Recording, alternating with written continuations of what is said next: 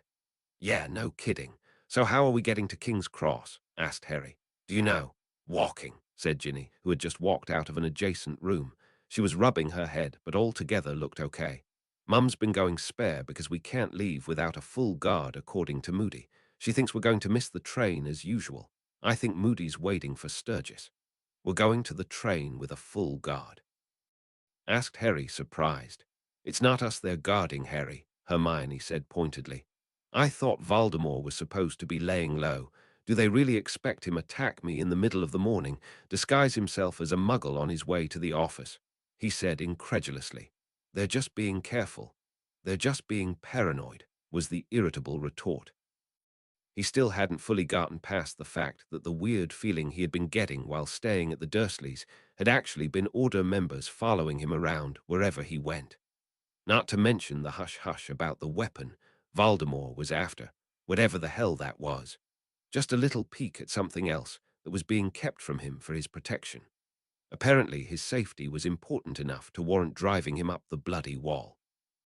Sirius walked back into the room and looked at the kids in amusement. "Hate to break this up, but it's time to go," he said, grinning at the pair. As Hermione and Ginny left to join the others, Sirius held Harry back, pulling his godson into a tight hug before stepping back and looking him up and down. "Harry, you've really grown since you got here a month ago," he said seriously. "You have an incredible amount of potential, and don't let anyone ever tell you otherwise. Watching you all these days, I just know it. Make sure you keep up your training at least every other day. A little training every day would be better, but I know Owl Year is intense. Just do what you can, particularly in the spellwork division." "Don't worry, I've already got a lot planned out," Harry assured him, quite eager to get to work. "Well, don't go too hard," Sirius said quickly. "Find a good balance and stick to it. Plus, it's not like you're going to be sent off into war or anything. Just want you to be able to fight back well. Do your best and stay confident. I'm sure you'll find a good place to use for practice, too. If you need anything, you've got the mirror handy."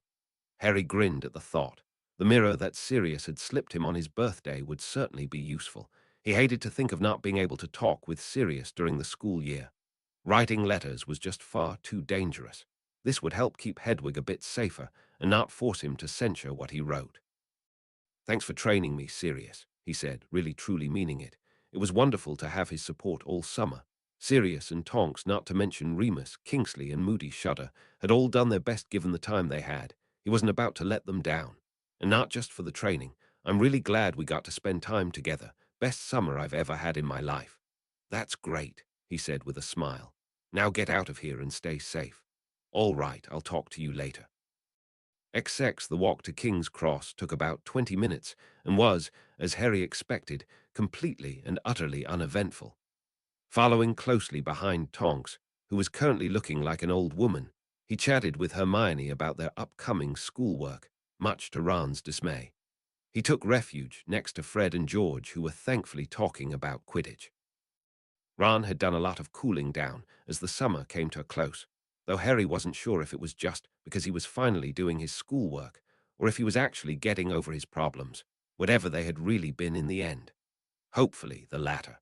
Arriving at the bustling station, the group made their way to the barrier and casually slipped in one at a time under the oblivious gazes of the nearby muggles. The Hogwarts Express stood there in all its glory like it did every year. As the others said their farewells, Harry pulled Tonks off to the side and out of sight, where she shifted back into her young self, though her hair went to a normal blondish instead of a pure marker color. "What's up, Harry?"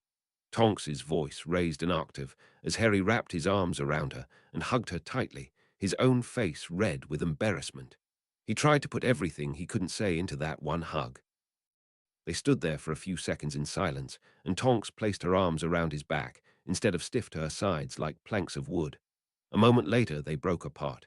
Thanks for everything this summer, Nim. Training, advice, shopping, whatever. It's crazy it's only been a month. Feels like I've known you for years, to be honest. Thanks, Harry. I don't really know what to say, said Tonks softly.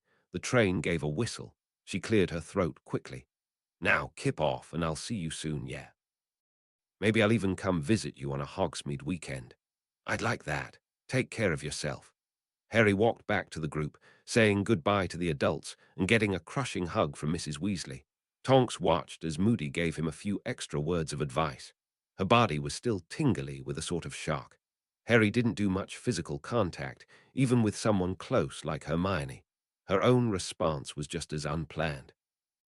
The suggestion at visiting him had been one purely of impulse, but the more she thought about it, the more she liked the idea. There was no denying she enjoyed being around him, so why not? Tonks leaned against the wall, unable to keep a grin off of her face, holding her elbows contentedly. Maybe she didn't mind it so much when he called her Nim. Roman 20, so where's our compartment? Said Harry as they finally got onto the train. Hermione looked awkwardly from him to Ron. At the end, but Harry, have you forgotten? Prefects are supposed to meet in the prefect carriage at the beginning of the ride to meet the new head boy and girl, as well as get our orientation, she explained with a frown. Ah, I did forget. Sorry, Ron, he said, feeling bad for his absent-mindedness. Don't worry about it. I'll see you two later, he said, waving it away and heading to the back of the train.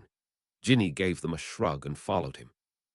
Come on, Harry. We're new prefects, so we need to be responsible. All right, but I'll be needing that arm before long, he said, resigning himself to be dragged off at a fast pace to the prefect's carriage at the front of the train. The carriage looked just like all the others, only it had less compartments, and each one was magically expanded into a decent-sized room. Seeing a bunch of students already in the first one, Harry and Hermione entered, finding a place along the edge of the room. The prefects all made a large circle. Harry saw a number of students who he knew by face, but not by name. Hopefully, he wouldn't have to remember too many new names. Hermione gave him a small nudge and flicked her eyes to the door. Copying her, Harry blinked at the newest arrival, Cho Chang. Had she always been a prefect? In all honesty, he didn't remember looking anywhere but at her face before.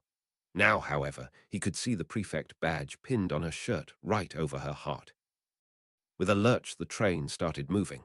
Harry looked out the window as the train pulled out of the magically concealed station. More people trickled into the room, including one Alicia Spinnet. Harry blinked at her in surprise as she gave him a cheerful wave. Waving back, he whispered to Hermione, "How long has Alicia been a prefect?" "Since her 5th year, wait, you seriously didn't know?"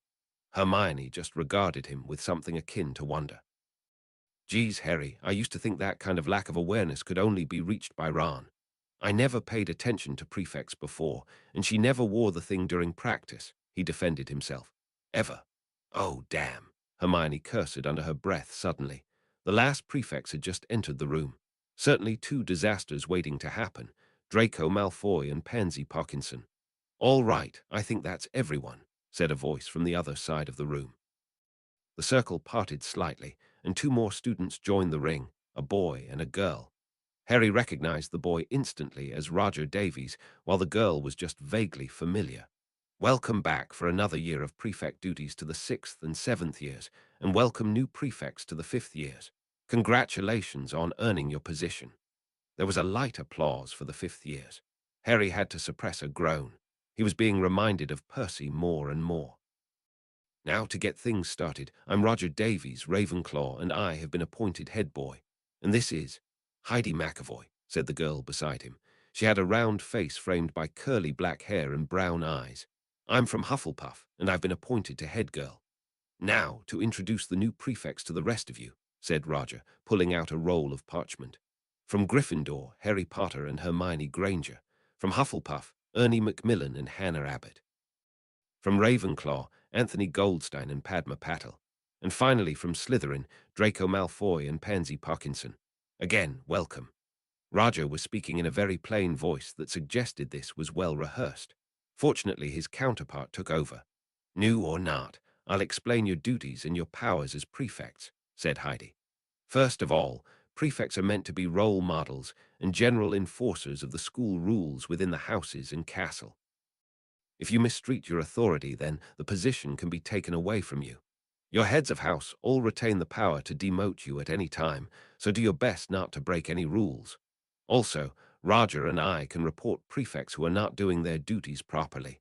If this happens too many times, you will be demoted." She softened a bit, the edge coming out of her voice.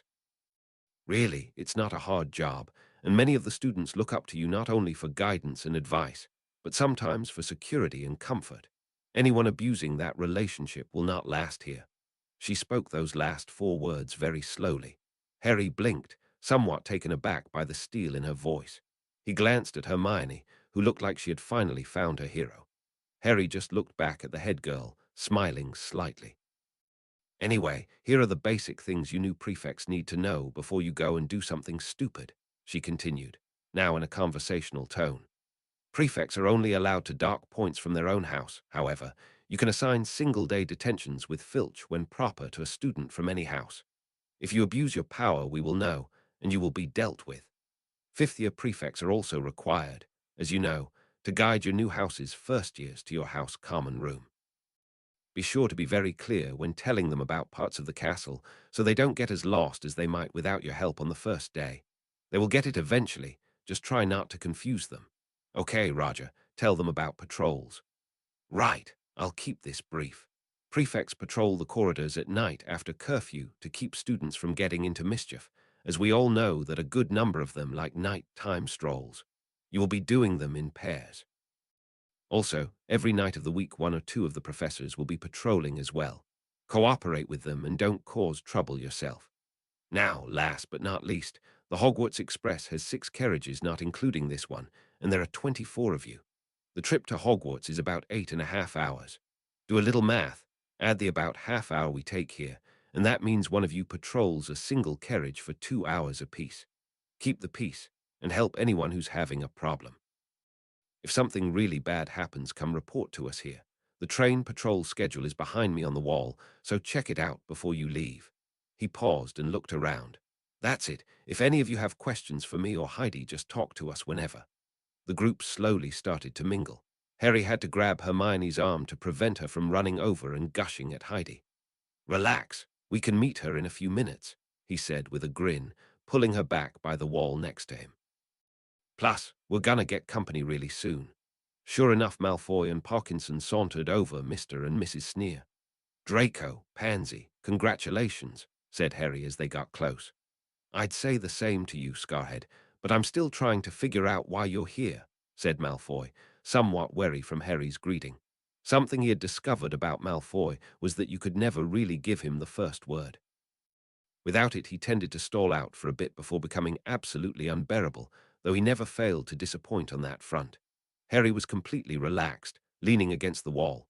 The taunt was positively gentile compared to what normally came out of Malfoy's mouth. Harry just shrugged. "Hey, you'll have to ask McGonagall, because I sure don't," he said.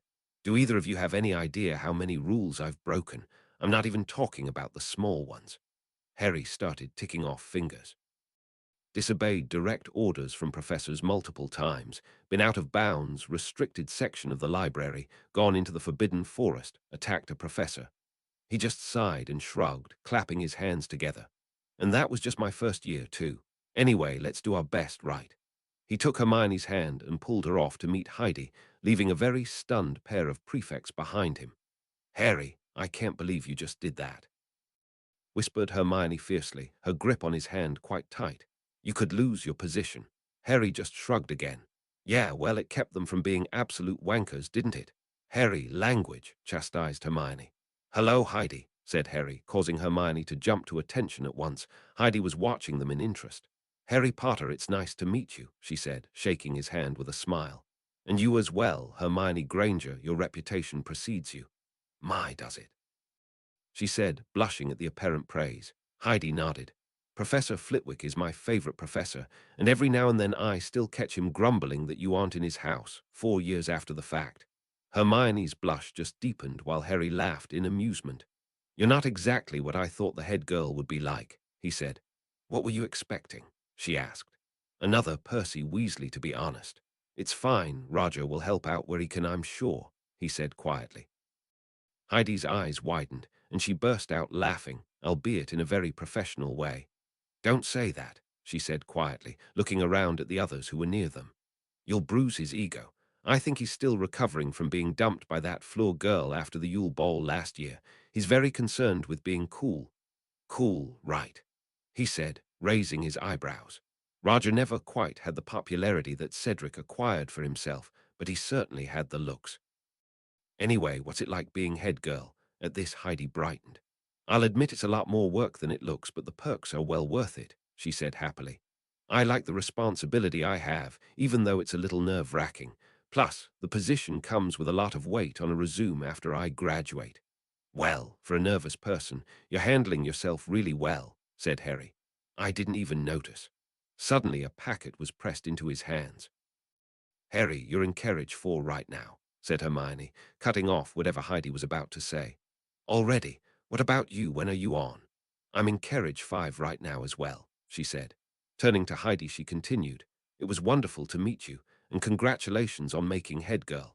I've already gone over the manual earlier in the summer, and I have a lot of suggestions I think will make things easier for everyone. Anyway, I'll talk to you again soon, I'm sure. She turned on her heel and walked out of the room. So it begins. She'll rapidly become a legend, to be sure, Harry said tiredly, making Heidi laugh again. Right then, I'll get moving. See you around, Heidi. She gave him a little wave and moved off to talk to some of the other new prefects. Looking around, Harry saw the other girl he wanted to give a quick hello to. Alicia, have a good summer. Yeah, it was relaxing, she said with a nod. Congrats on making prefect, Harry. Alicia was the quieter of the 3 chasers he had gotten so used to flying with over the past 4 years. Harry couldn't help but feel it was a little odd to see her without the other 2.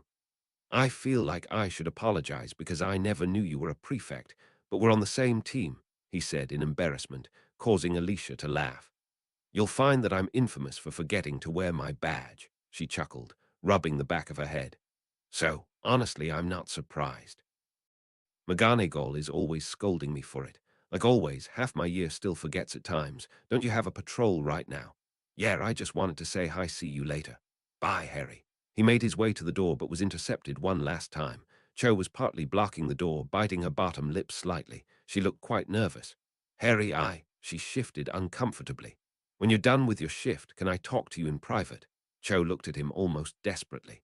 Please. Sure, Cho, where are you sitting? Said Harry automatically. He had a feeling he knew what this must be about, but there was no way he could just refuse someone who looked like that, especially when she was beautiful on top of it, and biting her lip like that. Second carriage, near the middle. I'll see you after your shift. Mine isn't until the 3rd one. All right, I'll see you later, he said. He quickly exited the room before anyone else could approach him. He needed to get moving. Harry sighed as he walked into the next carriage of the train. Not 5 minutes after leaving the prefect's carriage, and Hermione had already begun scolding some 3rd years for being improper. It didn't look like she'd be done any time soon, so he kept going until he reached the carriage that he was supposed to be keeping an eye on for the next 2 hours. Brilliant. He'd only been on the job for 7 seconds, and it was everything he'd ever dreamed. Damn boring. Honestly, what was McGonagall thinking? As he closed the connecting door to the previous carriage, a door right next to him opened up, and out stepped a Slytherin from his year, Daphne Greengrass. He watched her as she checked to make sure everything was fine in the bathroom over her shoulder and walked straight into him. Not expecting her to actually walk into him headlong, Harry quickly grabbed her before she fell back. Sorry, Potter, she said in surprise, tensing slightly. Harry quickly let go and took a step back. You all right? He asked at once, mentally sighing at her immediate change in attitude the moment she saw him. Well, what did he honestly expect? Slytherins had such a bad opinion of him publicly he couldn't imagine what they might have come up with behind closed doors. And this was the result. Watch out, it's Potter. Fine, she said stiffly, fixing her shirt unnecessarily. Had a good summer. What are you doing in this carriage? She asked, as if he hadn't said anything. He watched as her eyes darted down the hall, checking to see if they had been noticed. It's mostly Slytherin students in this one, barring the possibility that I'm just passing through to get to the next one. He began dryly, making Daphne's near accusation seem a little silly. I'm actually here for prefect nonsense. Harry tapped the prefect badge on his robes, which she hadn't noticed until just then. Of course they'd make you a prefect, she said absently, shaking her head. Harry just shrugged. Could say the same for Malfoy, he returned pointedly. Anyway, doesn't matter who's in this carriage. If someone needs me for anything, I'll be right here. I see. They watched each other silently for another second before Daphne turned and walked away, stopping halfway down the carriage and opening a compartment door. She glanced back at him before entering and sliding the door shut behind herself. Bet she's great at parties, he grumbled, leaning against the wall. Bet what? Hermione had arrived at that moment looking oddly refreshed. Nothing. What happened to you? He asked curiously. There was a third year who was being quite rude to some of the new students, she said disapprovingly. I gave him a lecture on proper behavior. I wonder if McGonagall knows that she's unleashed a monster, Harry muttered with a grin, though loud enough for her to hear. Did you say something, Harry? She asked dangerously, narrowing her eyes at him. No, of course not, he said quickly. Got to do something when our shift is over, but after that I'll see you back at the compartment. That's fine, she replied, clearly curious but not asking. Ah, Scarhead and the Mudblood. Don't tell me one of you is looking after this carriage, came an all too familiar voice from behind them. They turned to find Malfoy and Parkinson entering the carriage, looking just as smug as before. Harry's hand twitched slightly. He hated that word. Hated it. Leave it, Harry, said Hermione, ignoring him. Yes, leave it, Harry, mimicked Pansy, walking past them with a smirk. Where's Weasley, Granger? Had a lover's spat. Now it was Hermione's turn to glare. Harry, however, had his eyes locked on Malfoy, who just continued over the barbs now being tossed between the girls. You should watch where you walk this year, Potter. It won't be like before, when you could hide behind Dumbledore whenever something bad happened. Even he can't keep everyone safe. He moved closer, speaking in a lower voice. I'd hate to think how people would take it if something happened to the boy who lived. Big man now, aren't you, Malfoy, now that Daddy's master is back? He retorted in an equally low voice. Malfoy sneered and took a step back. Pansy, stop bickering with the Mudblood and let's go. Almost reflexively, Hermione's hand was gripping Harry's right arm, preventing it from rising with a wand at the ready. The two Slytherins walked off, entering compartments halfway down the hall. It was a minute before Harry could control his voice. Why'd you stop me? He demanded. I was in control. Were you? She asked, nodding at the windows opposite the compartments. One of them had a spiderweb of cracks in it. Cheap glass, Harry grumbled as Hermione fixed it with a light tap of her wand and incantation. It's not worth it, Harry, she said calmly, looking back at him. I won't let people talk to you like that, he said angrily, slamming his fist into wall with a thump. Harry. Hermione broke off for a second before starting again. Harmful words are only harmful when they come from people you care about. When Malfoy says it, it's nothing more than a string of letters filled with poisonous air. Hermione, I said I won't let people talk to you like that, he repeated forcefully. You don't deserve it, even from toe rags like Malfoy. I swear next person I hear it from is getting cursed. Hermione sighed, but not without a small smile on her face. Okay, just watch yourself in this carriage, she said, finally letting go of his arm. You're in a den of snakes, and not the kind you can control. Witty, I'll be fine, you get to your patrol, he replied, motioning to the door at the other end of the carriage. His anger had passed, and he was now giving the girl an amused look. You realize you're probably 15 minutes late now, right? He couldn't help but chuckle as Hermione dashed off while scolding herself for being so absent-minded. XX, with the exception of Malfoy, Harry's patrol was completely uneventful. A couple of Slytherin students eyed him warily as they passed by, and he directed a pair of first-year girls to the bathroom with a smile. But other than that, nothing happened. The Slytherins mainly kept to their compartments with him out there. He made his way to the opposite end of the corridor every 20 minutes to change things up, but that was the most exercise he got. Eventually, a sixth-year Hufflepuff prefect came to take his place, and he started making his way to the second carriage. Once he got near the middle, he began knocking on doors to try to find Cho. On his third try, he found her sitting with her friend Marietta. Hey, Cho, you wanted to talk to me, said Harry, glancing at her friend. Cho just said something softly to her, at which she left immediately, closing the door behind her. What's wrong? I need help, Harry, she said, looking up at him through bright eyes. Alarmed, Harry moved closer. "Hey, Cho, it's all right, don't be upset," he said, feeling slightly panicky. He sat down next to her. Why was it that he could deal with Tonks, who he found more than a little attractive, with at least some semblance of smoothness, yet the moment Cho came into the picture he got really nervous. Cho just rested her forehead on his shoulder. "I thought I was managing it all right after the summer was done, but the moment I saw you it all came back." She sniffed slightly. "It's hard to accept that he's gone. I'm trying, but—" Harry awkwardly patted her head a bit. "Cho, you've got to get a hold of yourself. Nothing's going to get better if you're like this." Harry did his best to keep his voice steady. It wasn't every day that your school crush just sort of threw herself on you in despair. "I'm sorry I'm being insensitive," she said after a second. She sat up straight and wiped her eyes. "I know I was dating him, but you—" "Yeah," said Harry, feeling miserable. He was afraid something like this would happen. "I was a wreck for a while, too. I've had nightmares." He broke off, trying not to think about it. "More importantly, though, I had a lot of help to get me past it, and now I'm doing a lot better." "I really liked him a lot," she said softly, looking out the window. She looked so forlorn. "Cho," he said, voice just as soft. "Cedric was a great guy, no doubt about it, but you know he wouldn't have wanted you to be like this. He would have told you to keep trying to live happily. Keep looking at tomorrow. We can't let the people we've lost control our lives like that, you know." Yeah, because coming from him, if that wasn't so disgustingly ironic, he didn't know what was. Did he say anything about me?" she asked, almost hopefully. "Before he died." What could he say? It wasn't like he could lie to her. Well, he could, but he wasn't that kind of a person. "I'm sorry, no," said Harry solemnly. "We were ambushed, and he was hit with the killing curse before we knew what was going on. I still can't believe that I made it out of there alive." Cho said nothing, staring at the floor in a sort of trance while Harry waited, unwilling to disturb whatever she was thinking about. Eventually, she let out a long breath, making quick swipes at her eyes. Now looking back up, she put her arms around his neck and gave him a tight hug. "Thanks for coming to talk to me. It really means a lot. If you can make it, so can I. You can. Talk to me any time," he said with a smile, getting up and sliding the door open. "I'll see you later." XX. It didn't take him long to find Ron and Hermione. They were in the very last carriage along with Neville and Ginny, as well as a girl he didn't know with waist-length dirty blonde hair and her wand stuck behind her ear. She also had a necklace of what looked like butterbeer caps that were strung together. They all looked up as he slid the door open.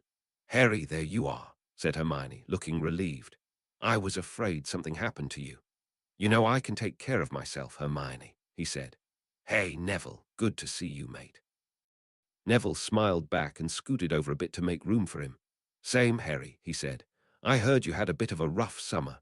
This lot been telling you tales, have they?" he asked, nodding to Ron, Hermione, and Ginny across from them. "No," said Neville, shaking his head. "Gran was at your trial. She's on the Wisengamot. Glad it all worked out." "Really? I had no idea," he said in interest, thinking back to the courtroom. Not like he could actually pick the severe-sounding woman out of the crowd in his memory. "Harry," said Ginny, grabbing his attention. "This is Luna Lovegood. She's in my year, but in Ravenclaw."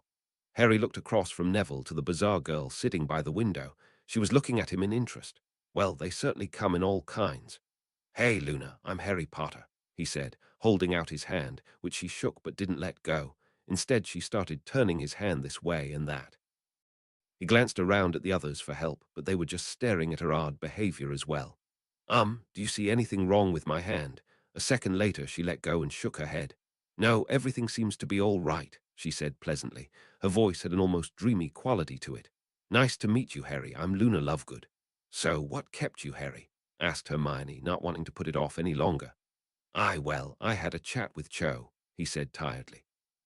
Everyone but Luna looked at him in surprise mixed with interest. "She's been quite sad lately," said Luna, looking out the window. She turned back to Harry. "She's got a bad case of rackspurts floating around her too, poor thing." "Yeah, I know," he said with a frown, deciding not to ask what rackspurts were as Hermione rolled her eyes. "She's been having a bit of a rough time of it getting past Cedric's death. I did what I could to get her moving forward. It's probably been hard away from school. At least at school she's surrounded by her friends." "True," said Ginny. "Must have been a bit awkward," said Ron understandably. When the others gave him pointed looks, he continued quickly. Oh, come on, we all know what's going on here. It wasn't much of a secret that Harry fancied Cho through the latter half of last year, at least between the Gryffindors. Kind of, he said after a second. Maybe things will get better. I dunno. You're both too connected through Cedric's death, said Hermione sagely. Unless you've both gotten past it, that wouldn't be healthy. Just give her a little time. Hermione's right, agreed Ginny at once. But I still don't think it's a good match. Cho is really pretty, yeah, and quite smart too, but she's really high maintenance for a girl. At least that's what I've heard. You do better with someone who's just a whole lot of good vibes. Thanks for the analysis, said Harry dryly. Next time I'm interested in someone, I'll make sure to run it by you lot first. Time passed quickly as conversation turned to the new year and what it might bring while Neville asked Ron if he'd like to play a game of chess. To make things easier, Harry swapped seats with Ron, putting him in by the window. About to close his eyes, he noticed that Luna, who was now sitting directly across from him, was looking at him. "What's up, Luna?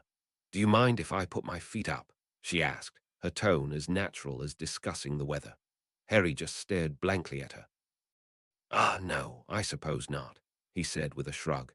He moved a bit closer to the window to give her a little space for her feet between himself and Ginny and closed his eyes, trying to relax, only to feel something plop into his lap. He opened his eyes to find two dainty feet clad in clean white socks sitting in his lap, toes wiggling slightly now that they were out of their shoes. He blinked at them for a number of seconds before following the ankles to the legs and finally to the girl sitting across from him who owned the whole lower half. Luna was back to reading the Quibbler, upside down again, sock-covered toes still wiggling in the open air. Harry just started laughing, drawing everyone else's attention to the odd sight. He eventually broke off and closed his eyes, making himself comfortable against the window. And that was how Harry spent the next few minutes before he finally nodded off, Luna still reading peacefully. Roman 20 hours later, Harry found himself being shaken awake by Hermione, who was looking at him in amusement. "Harry, we're nearly there. If you don't wake up, you'll sleep through the feast."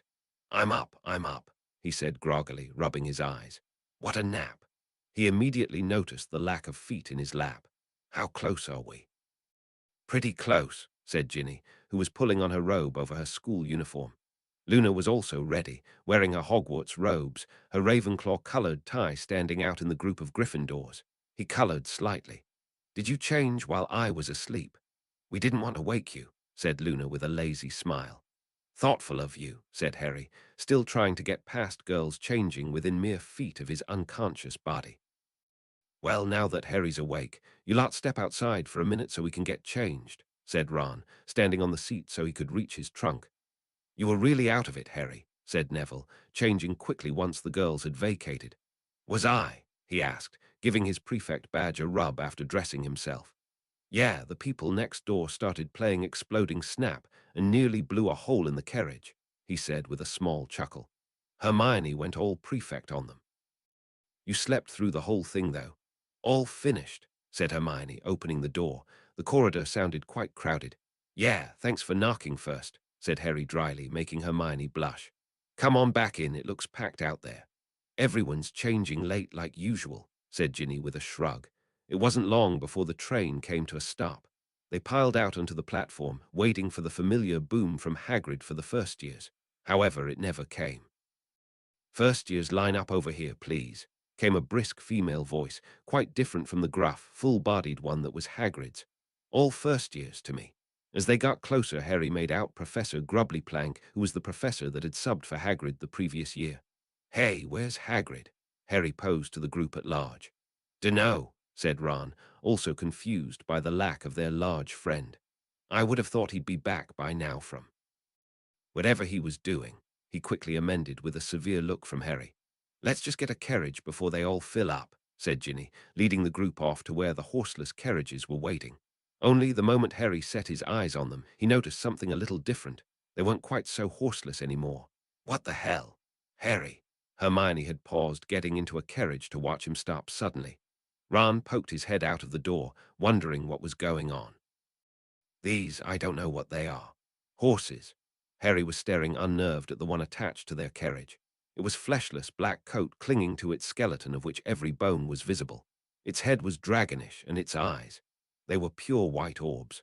Finally, as if to complete the creepy creature, it had vast black leathery wings sprouting from its back that could have just as easily belonged on a giant bat. It was, without a doubt, the most ridiculous creature he had ever seen in his entire life. "Harry, what are you talking about?" asked Hermione, confused. He looked back at her like she was being thick. "You're kidding me, right?" he said, completely nonplussed. "You're telling me you don't see the most bizarre-looking horse thing hooked up the carriage?" he said in disbelief. "I mean seriously." He waved his arms around at the other carriages. "They're everywhere." "Balmy," muttered Ron, shaking his head and retreating into the carriage. Harry felt a supreme desire to wallop him one. "Harry, there's nothing there. Are you all right?" asked Hermione, looking worried. At this, his frustration at Ron disappeared, replaced with something more pressing. Can't you see them?" "No," said Hermione, worry now distinct in her voice. "Harry, come into the carriage so we can get to the school. We're being left behind." Shaking his head, Harry just grabbed her hand and dragged her up to the horse thing. "Sorry, I'm proving your existence," said Harry to the thing, which was silently staring at him with those pure white eyes.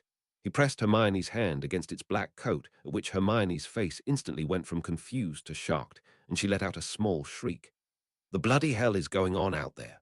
shouted Ron, emerging from the carriage looking angry. "Ron, there's something actually there," Hermione said in shock, now moving her hand along the thing's back. It gave her a blank look, but didn't seem to mind. "Just proving I'm not mental," said Harry smugly, glaring at Ron.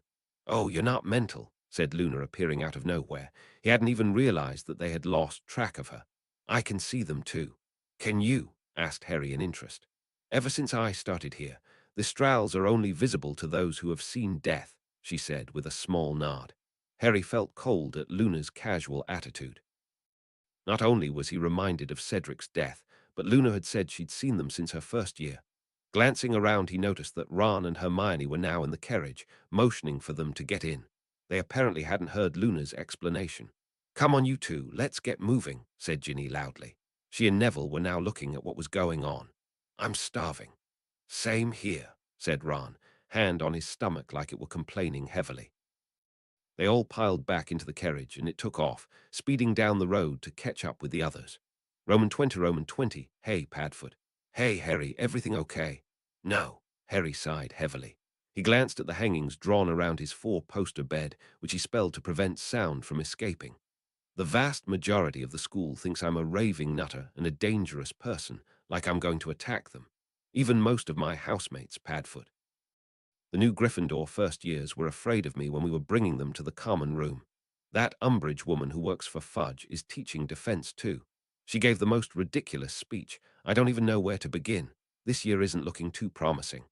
"Well, I'm glad I'm not you then," said Sirius. "Not helping, Padfoot. Any idea where Hagrid is?" "Relax, Harry, it'll be fine," he said quickly. "I'll look into what Hagrid's up to. I didn't realize that he wasn't back yet." "He should have been. Thanks, I appreciate it. So what's your plan?"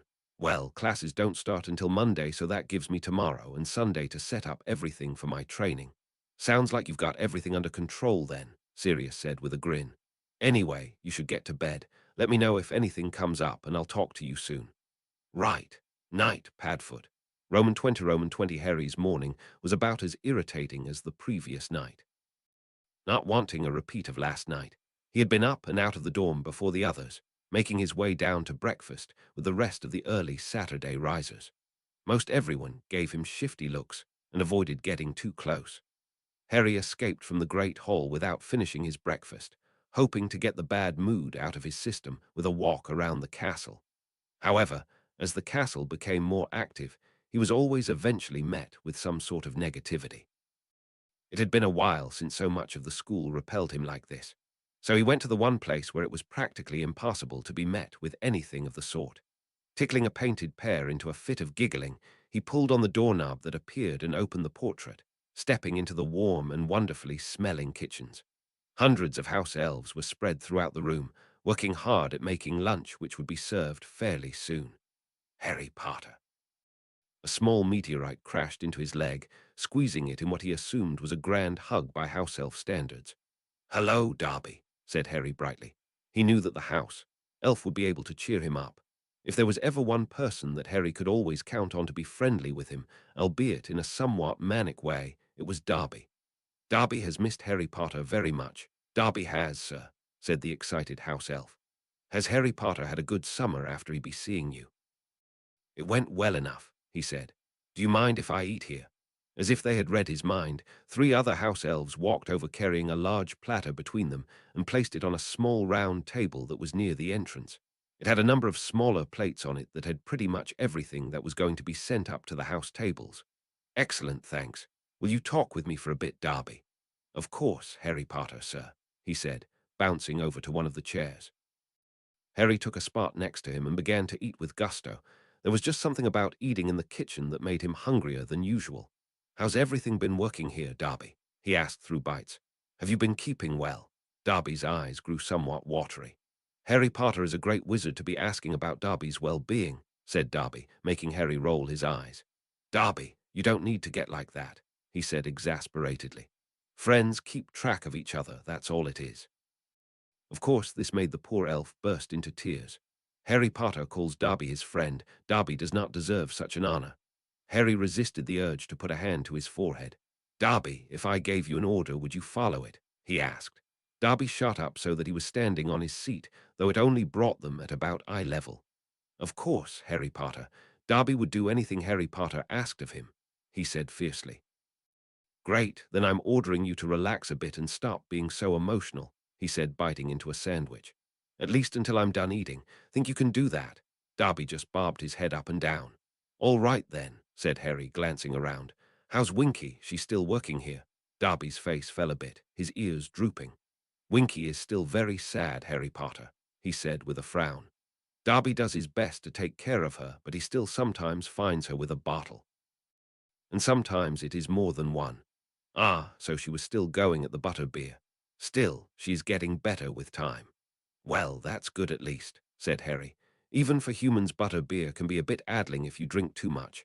Some people can't tolerate it at all. I'd assume it's a bit stronger on house elves. Darby merely nodded again. Harry let his mind drift a bit as he sat back, sipping his water. Once he was done, he would probably start exploring the castle for a suitable place to train. Of course, he had been over much of it before, and nothing specifically came to mind. There were many old sections of the castle that weren't used but were still accessible to everyone, which made them less than ideal. Of course, the most secure place would be the Chamber of Secrets, but that was a dirty hassle he wasn't too thrilled about. Well, it was a backup plan. To find something perfect, he'd likely have to crawl over every inch of the castle like A. Darby, I've got a question for you, and it's very important, said Harry suddenly.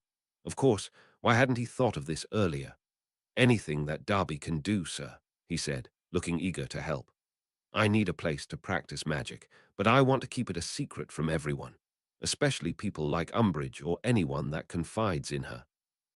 So do you or any of the other elves know of a place like that in the castle, somewhere students and professors can't get to easily? He asked.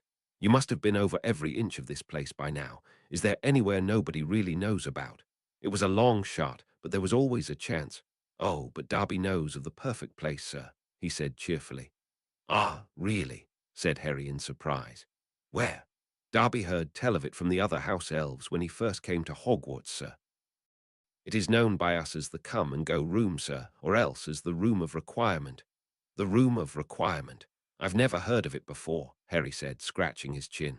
There wasn't anything like that on the Marauder's map either. Why is it called that anyway? Because it is a room that a person can only enter, Darby explained, when they have real need of it. Darby has used it, sir, he continued, lowering his voice and looking guilty, when Winky has been very drunk. He has hidden her in the room of requirement and has found antidotes to butterbeer there, and a nice elf-sized bed to settle her on while she sleeps it off. Interesting, he mumbled, suddenly reminded of the story Dumbledore had recounted to him during the Yule Ball last year about finding the most magnificent bathroom when he was in desperate need of one that he was never able to find again. How many people know about this room? Very few, Harry Potter, said the elf, shaking his head. Most stumble upon it one day and never find it again. I've got to check this out, said Harry, excited at the prospect. It sounded perfect. Darby, tell me exactly how to get there. Roman 20, Roman 20. It was nearly an hour later that Harry finally made his way up to the 7th floor. While he was most eager to check out the room of requirement, he still wanted to talk to McGonagall about the upcoming year. She might be a severe woman in general, but he liked her a lot for her fairness and high expectation from all of her students, regardless of their house. It was also nice to touch base with her at the beginning of each year, as she usually had good advice for him regarding what was to come. Suffice it to say her general message was to not fall behind lest he drowned in work. Also, he'd need to watch himself around Umbridge, though that really was a given after the short but lasting impression the woman had left on him during the summer and previous night. Given her track record and personality, who knew what she'd try at the school? After promising to be on his absolute best behavior and thanking her, he'd headed off to the 7th floor. It was time to check out the room of requirement. Now, I'm supposed to walk past a certain stretch of wall 3 times, asking the room for what I want. Here. Geez, that painting is bizarre.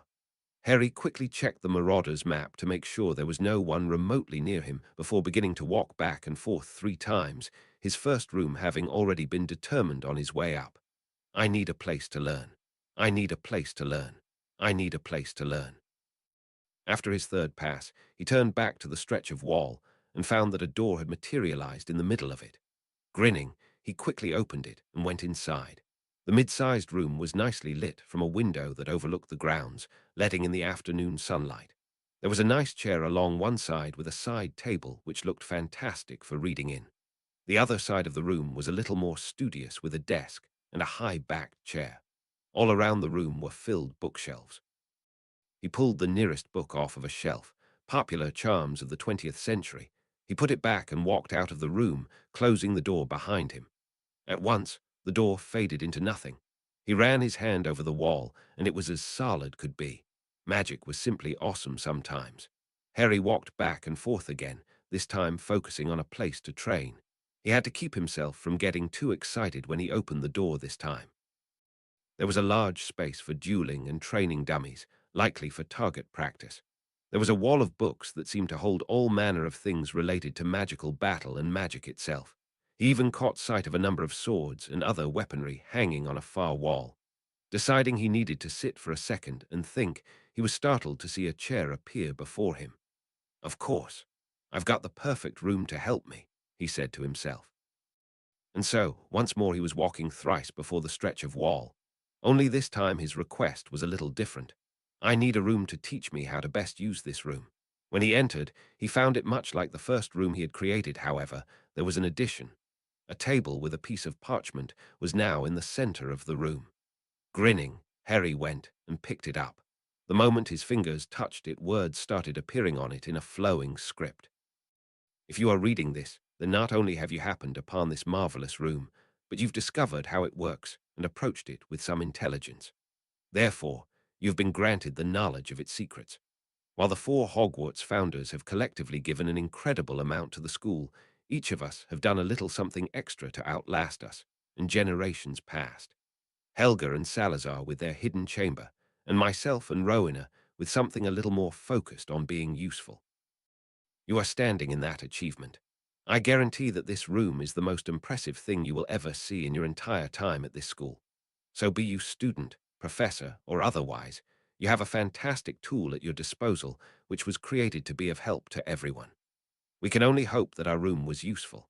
Enjoy, Godric Gryffindor and Rowena, Ravenclaw, the room of requirement, rules and general use 1.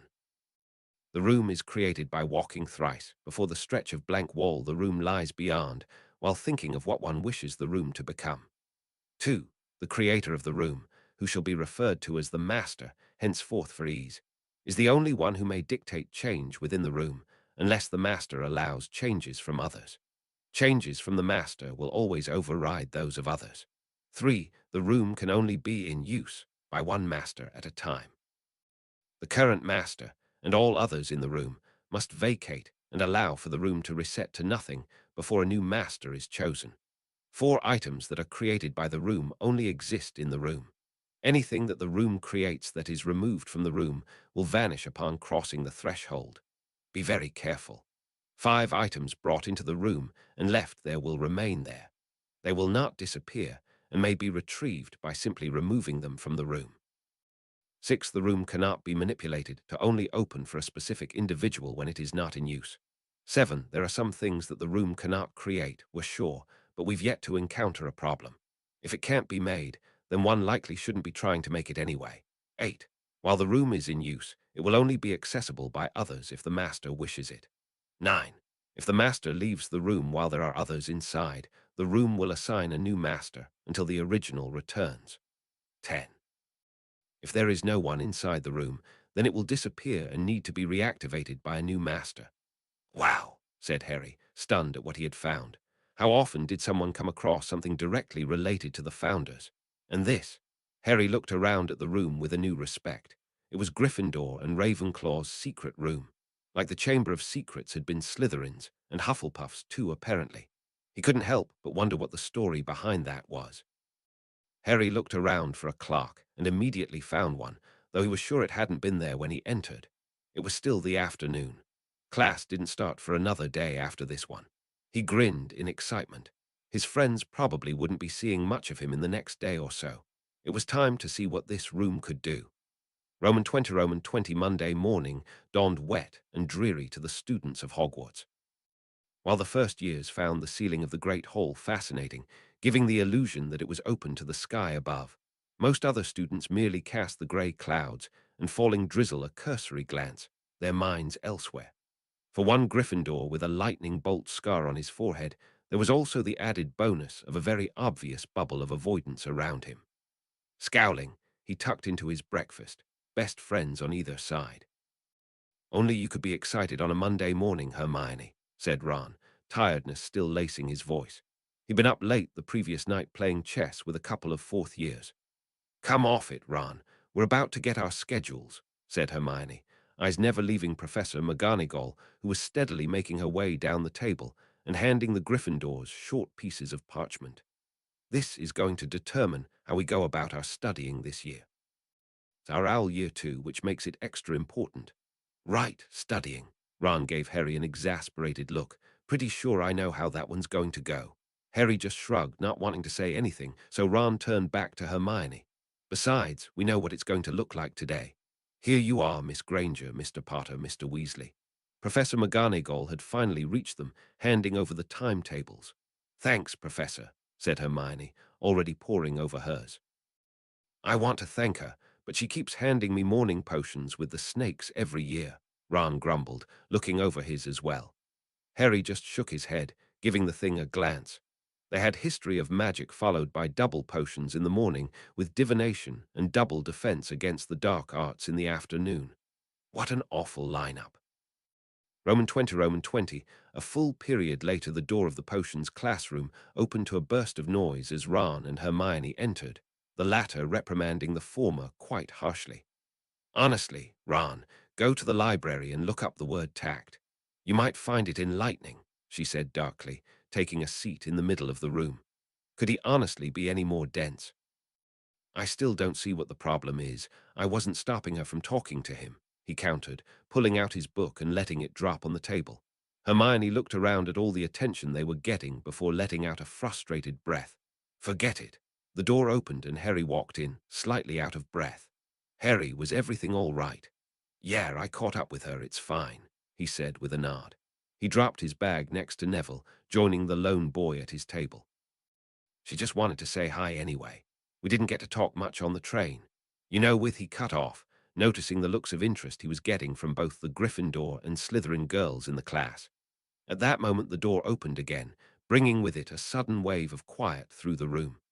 Professor Snape swept his eyes across them all, doing a quick head count before closing the door with a click. He moved to the head of the class and looked down at them imperiously. Before we begin today's lesson, I think it appropriate to remind you that next June you will be sitting your ordinary wizarding levels. These exams will allow you to demonstrate how much you have learned about the compositions and use of magical potions. Moronic, though some of you undoubtedly are, I expect you all to scrape at least an acceptable on the test, or suffer my displeasure. It was a collective shudder around the class, including the majority of the Slytherin students, as much as they tried to hide it. After this year, of course, many of you will cease to study under me, he continued. I take only the very best into my NEWT potions class, which means that some of us will certainly be saying goodbye." At this, Snape gave the closest thing that any of them could call a smile on his face. He was now staring directly at Harry, who returned the look with equal feeling. "Unfortunately, we still have one final year to make our way through before that happy day. Regardless of what your plans are, I expect you to remain focused and achieve well in this class. Your failures are only a waste of my time and yours. Now, today we will be mixing a potion called the Draught of Peace." Hermione let the rest of Snape's explanation roll over her like it normally did, taking notes on the particulars that he commented on with regard to the specific potion of the day, and any advice she might be able to glean from his sarcastic remarks aimed at the students. The instructions were on the board as usual, as well as the ingredient list. The potion they were brewing was hard. Annoyingly so, in fact. It had so many little exacting steps that there was a fairly good chance something would go wrong. But that changed nothing. Just another day of brewing. After nearly an hour, Hermione let out a long breath, dropping into her seat. She was a little over halfway done, marked by the 10-minute simmering period the potion had to undergo before she could continue. A glance to her left told her that Ron's potion was long past saving, not that she particularly cared about helping him at this moment. He could be such an oblivious prat sometimes. Besides, he was the type that once everything fell apart, there wasn't any reason trying to maintain it after that. He'd just continue following the steps and hope for the best. Looking around at the class, she saw that things were going as they usually did in their section. A number of her classmates were at the same step in the potion, though she knew it was more than likely that, with the exception of herself, maybe only two others had a good handle on what they were doing. Those two in particular were at their usual table in the back, Greengrass and Davis. At least half of the class was looking at their own potions grimly for one reason or another. Then there were those like Goyle and unfortunately Neville, who had made mistakes fairly early, and things had just gotten completely out of hand. "Neville, relax. Just continue with the steps, one line at a time," said Harry softly to the panicking boy. "It's been getting harder to read it," muttered Neville. "All the stuff coming out of the cauldrons is hanging around." They weren't the only ones talking softly, though she doubted anyone but her was paying any attention. They couldn't afford to, after all. "Just read it out of the book," said Harry, taking his eyes off his potion to point to his textbook, which was open in front of him. "Page 245. I already checked. Snape didn't do any changes for this one, so it's safe." "Oh, that's a good idea, thanks, Harry." A small snort of mirth drew her attention to her back. Turning subtly, she could see Malfoy was watching Harry and Neville's table in amusement. He nudged Crabbe and jerked his head, pulling his wand out under the table. Hermione frowned but said nothing. It was so typical of him, it was pathetic. Did he really find causing others grief so enjoyable? Hopefully the aftermath wouldn't ruin any of the Gryffindor's work. Morsus. The whispered stinging hex was muted, fired at a low power, and caught Neville in the rear. He let out a sharp squeak and twitched in pain, the small jar in his hand sailing up and over to his cauldron, a perfect shot. Hermione watched it approach the cauldron rapidly, awaiting the splash and likely chaos that would follow, her own wand ready to defend her potion if necessary. But a hand darted out and grabbed the small jar deftly out of the air. Harry had managed to catch the thing in the split second before it fully fell. Hermione couldn't help but smile at the act, as surprised as she was at his reflexes. He hadn't even been looking at it. Apparently, Harry was also a little taken aback by the catch, because he seemed to be a bit surprised to be holding the tiny jar in his left hand. "Whoa, nice catch, Harry," said Neville, taking the jar from him and putting it down so he wouldn't drop it again. "Something stung me, and it slipped. It kinda glinted gold out of the corner of my eye, and I just reacted," said Harry in embarrassment, rubbing his head. "Thought it was a snitch for a sec. Would just program me to catch the things, you know." He blinked and looked around. "Wait, you said something stung you." Suddenly her small timer gave a tiny buzz, indicating that the simmering was over and the next step needed to be done to her potion. "Morsus," came the whispered spell again. Hermione glanced up in time to see it impact Harry in the small of his back. The Slytherins around them who had seen sniggered, but unlike Neville, Harry gave absolutely no indication that he had even felt the hex, continuing to steadily add his next ingredient. Malfoy's grin quickly turned into a frown as he exchanged looks with Crabbe. He repeated the spell, a bit more forcefully, though it was to similar effect. It was the third stinging hex that got a reaction. Harry turned his head back to look at Malfoy with the most pitying expression she had ever seen. Malfoy was grinding his teeth in anger, but it seemed Crabbe was somehow convincing him to not outright curse Harry during class. Hermione looked over at Professor Snape, who was at the head of the room, watching Parkinson add a measured amount of red powder to her potion. He nodded and moved on, seemingly oblivious to what was happening on the other end of his classroom. She knew better than to think he didn't see it. He just allowed it to happen. "Hermione, you're smoking," hissed Ron, poking her sharply in her arm. Hermione quickly returned her attention to her potion, which was indeed beginning to let off a whitish smoke. She dropped the next ingredient into the liquid and began stirring, returning the potion to a stable state.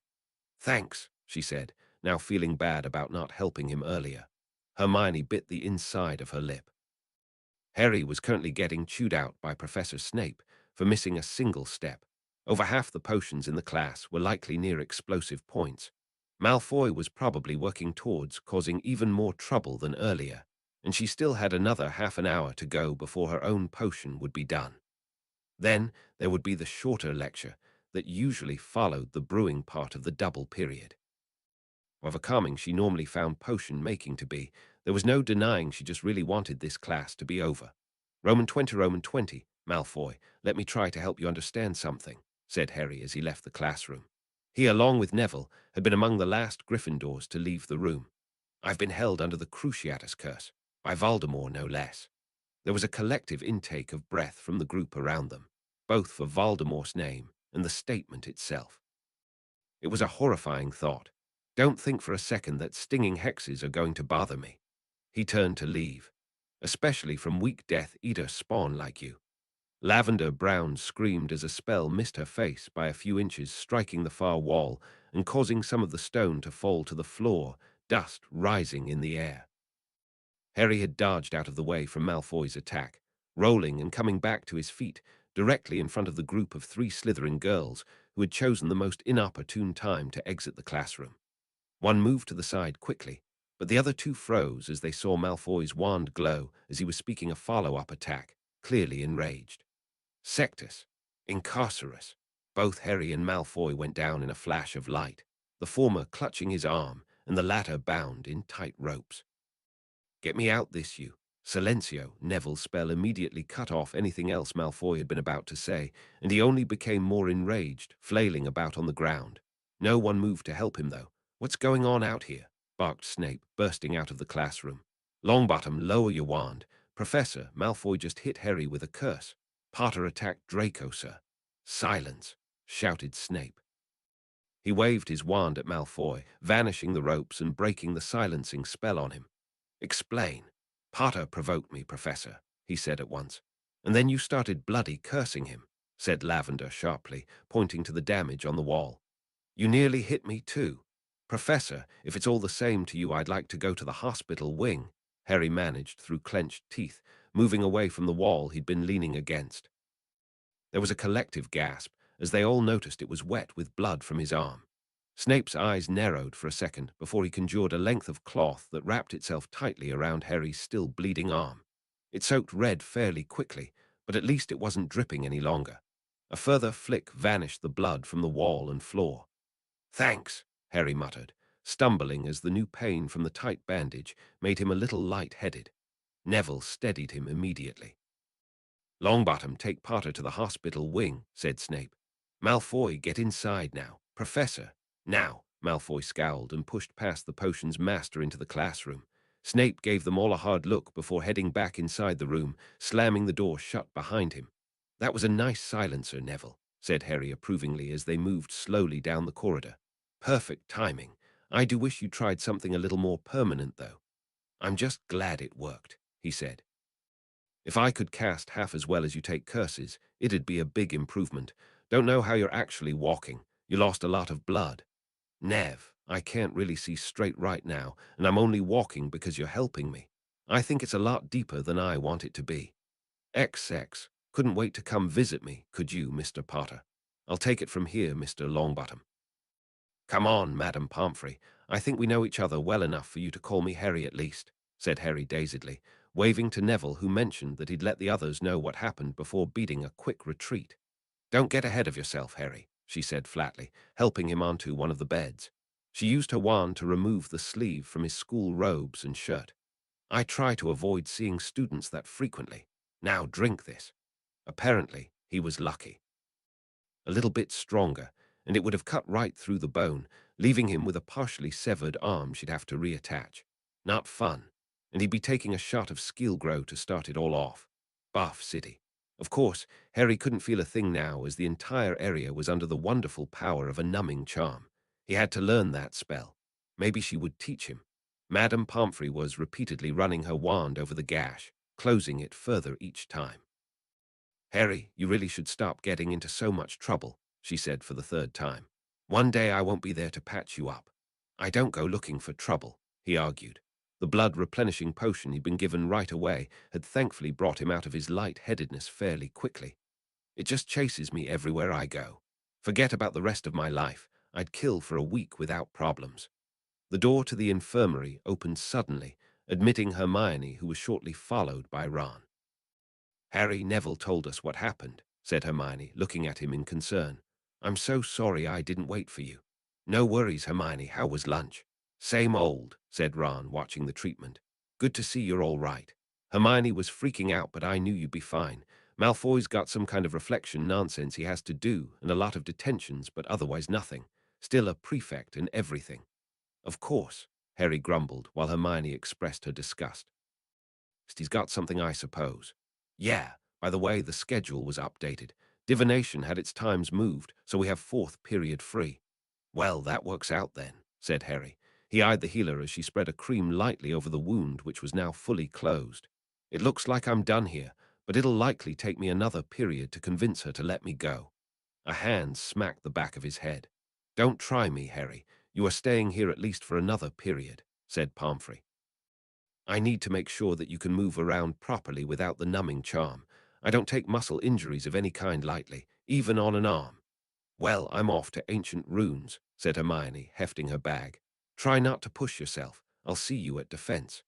"Later," said Ron, and he followed Hermione out. He gave them a wave and pushed himself into a sitting position. "Madam Pomfrey, you've outdone yourself again. You should probably wait until I take the numbing charm off before you start singing my praises," said the nurse, tapping him once with her wand. Immediately, his arm was hit with a savage ache that rapidly spread throughout most of his left side. "Ouch," he groaned, looking at her reproachfully. "You could have warned me." She just shook her head and pressed a small potion into his hands. "To ease the pain. If you stay in that bed and rest for a bit without complaint, I'll let you go to your fifth period class. Try not to lift anything heavy with that arm for at least a day as well." Harry groaned slightly. Defense. He'd totally forgotten who was teaching that class. "Wait, are you sure I'm all right? I could stay until dinner." Of course, his sudden change in tactic had no effect. "Oh no, Harry, I couldn't keep you from your education," she replied evenly. With that, she walked back to her office, placing the used potion bottle in a plastic bin for cleaning later. Evil, evil woman. Roman 20. So, how was Runes? "Brilliant," said Hermione happily, "though we've got a ton of work this year. I'm really looking forward to seeing what Professor Babbling shows us. Are you feeling better?" "A bit sore, but nothing I'm not used to," said Harry with a shrug. "I could probably beg a little more pain potion from Pomfrey if I need to." They entered the Defense Against the Dark Arts classroom to find Professor Umbridge sitting at her desk, wearing that ugly, frilly pink cardigan and the black velvet bow atop her head. Though he knew that she was looking directly at him, Harry passed over her with the same disinterested gaze he was giving the rest of the room. Professors usually decorated the room based on their teaching styles and personalities, even including things from lessons they might learn later. Though Quirrell was possessed, his room was filled with pictures of vampires, other well-known dark creatures, and dangling garlic.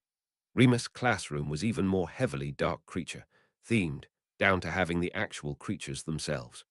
The fake Moody had sparsely decorated, though what little was put up had to do with dark curses and wizards.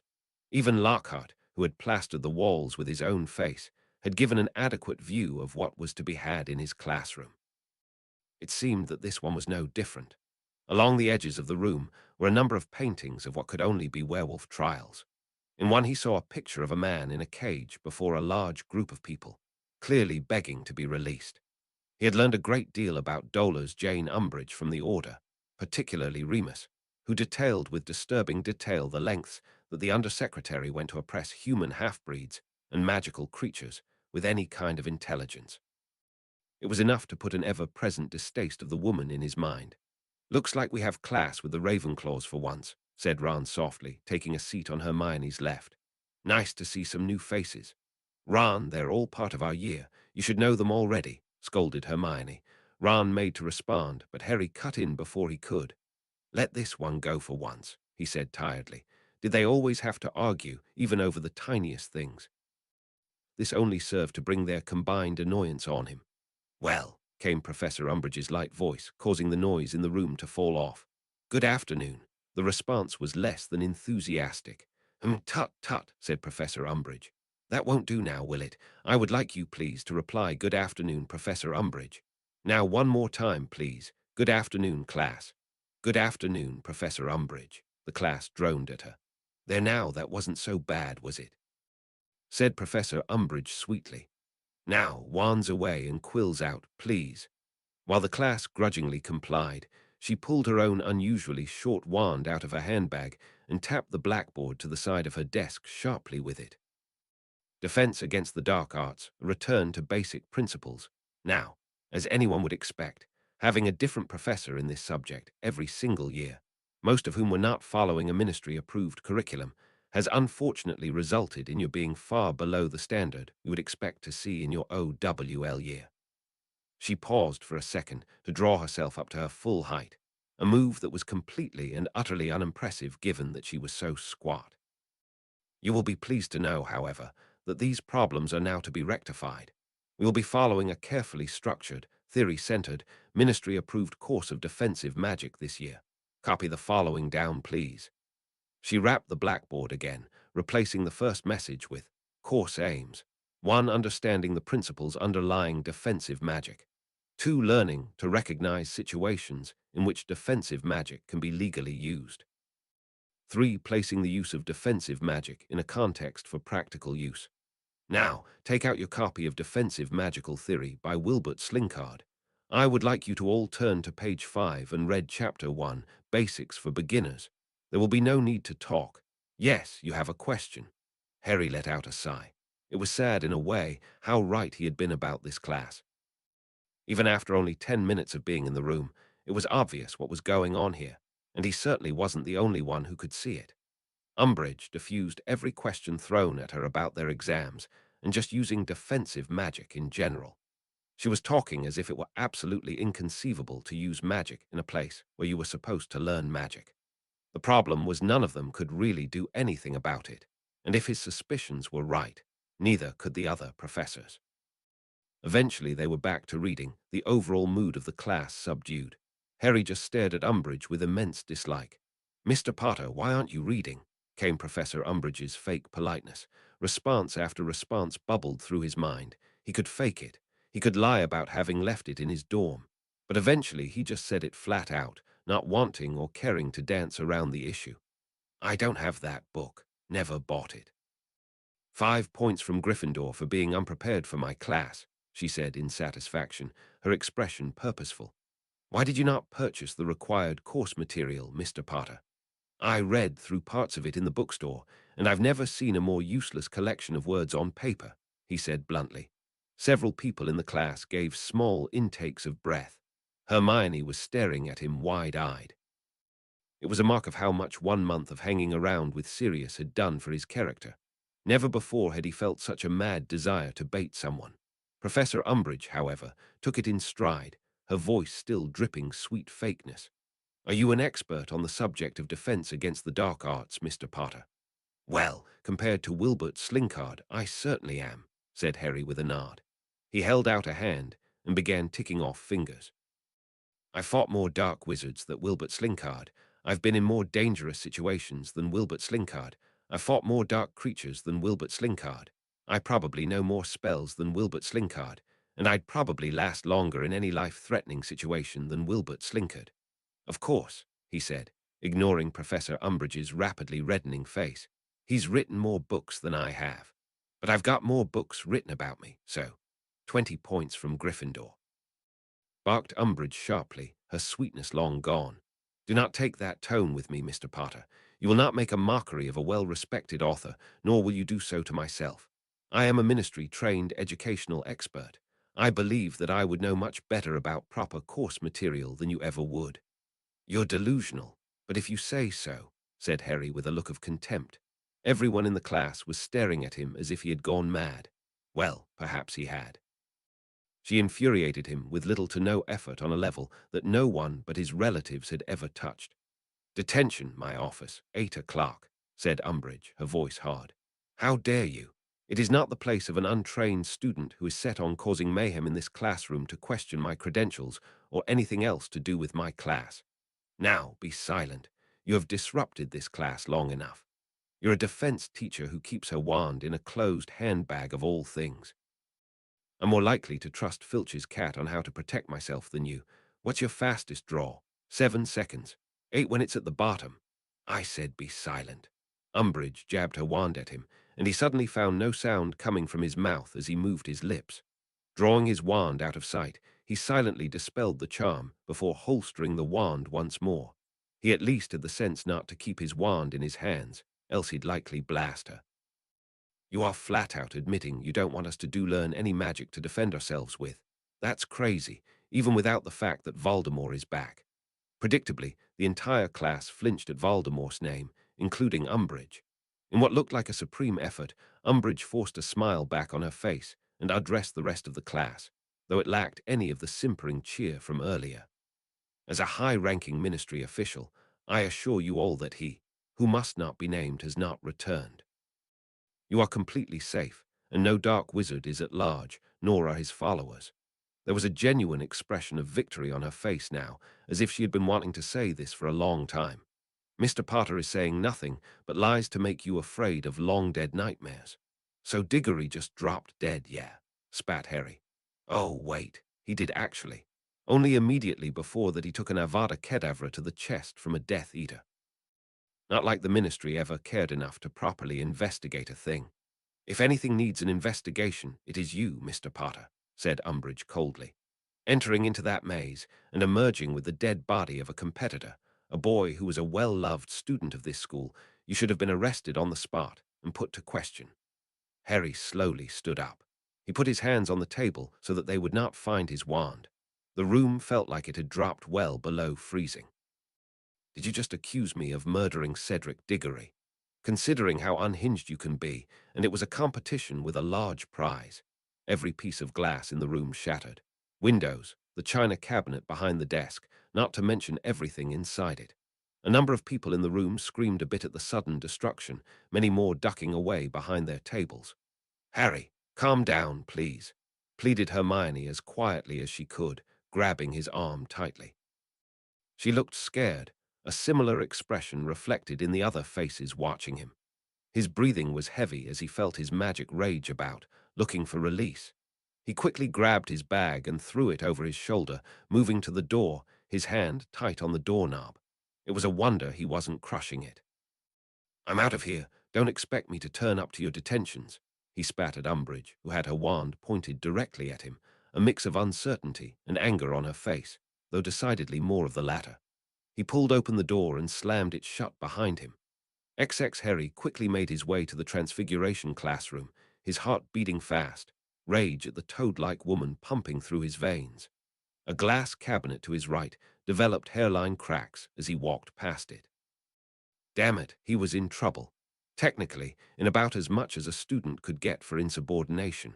He hadn't actually done anything to her, and his magical surge had been accidental as always. If anything, Umbridge would get heat for using her wand on him. Not like that would change much. Still, there wasn't a lot that could happen to him. What was worse was that Professor McGonagall had specifically warned him not to do what he just did. All in all, knowing he let her down like that bothered him the most. Didn't change the fact that he wanted to bloody strangle something. As he walked, a new feeling entered his mind. Anger at himself.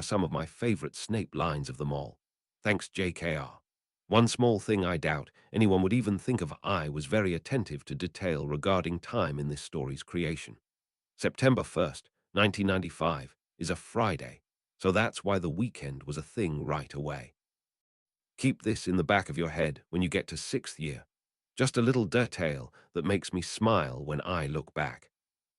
For those readers who enjoy the immersion, here is my created version of the Hogwarts daily timetable: Monday, Friday, early curfew, 6 a.m. breakfast, 6:30 early risers, -9:30 period 1, 8:30-9, 50 period 2, 10:00-11, 20 period 3, 11:30-12:50 lunch, 12:00-2:30 period 4, 2:00-3, 20 period 5, 3:30-4:50 period 6, 5:00-6:20 dinner, 5:30-8, 30 period 7 evening period, 7:30-9, 00 curfew, 10 p.m. 9:15 for first and second years. Prefect patrol starts here.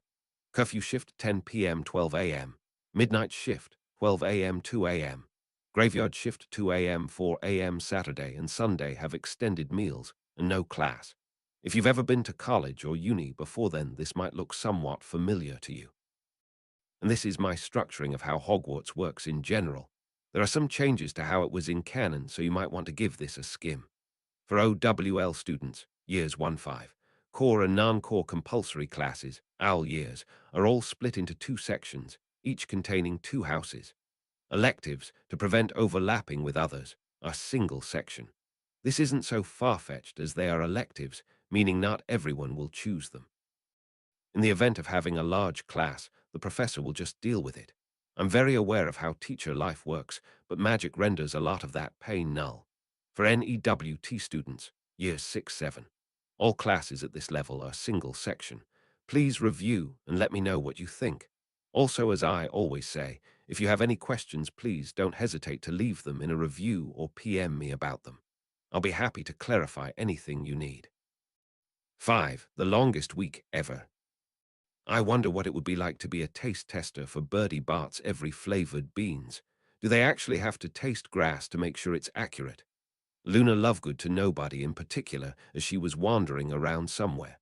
Fall 1995. Tilda Chapter 5. The longest week ever. Tilda, Potter, what did I tell you? Said Mr. Potter was sitting in a chair and doing his best to become as small as possible, though it was proving to be quite difficult in the rigid wooden seat. Professor McGonagall was a mixture of anger and exasperation, though she was doing a far better job of expressing the former. Hermione was sitting to the side, doing her best not to catch any of McGonagall's attention. Harry's eyes flicked to the girl, still wondering how she had come after him when Umbridge's class was still going on.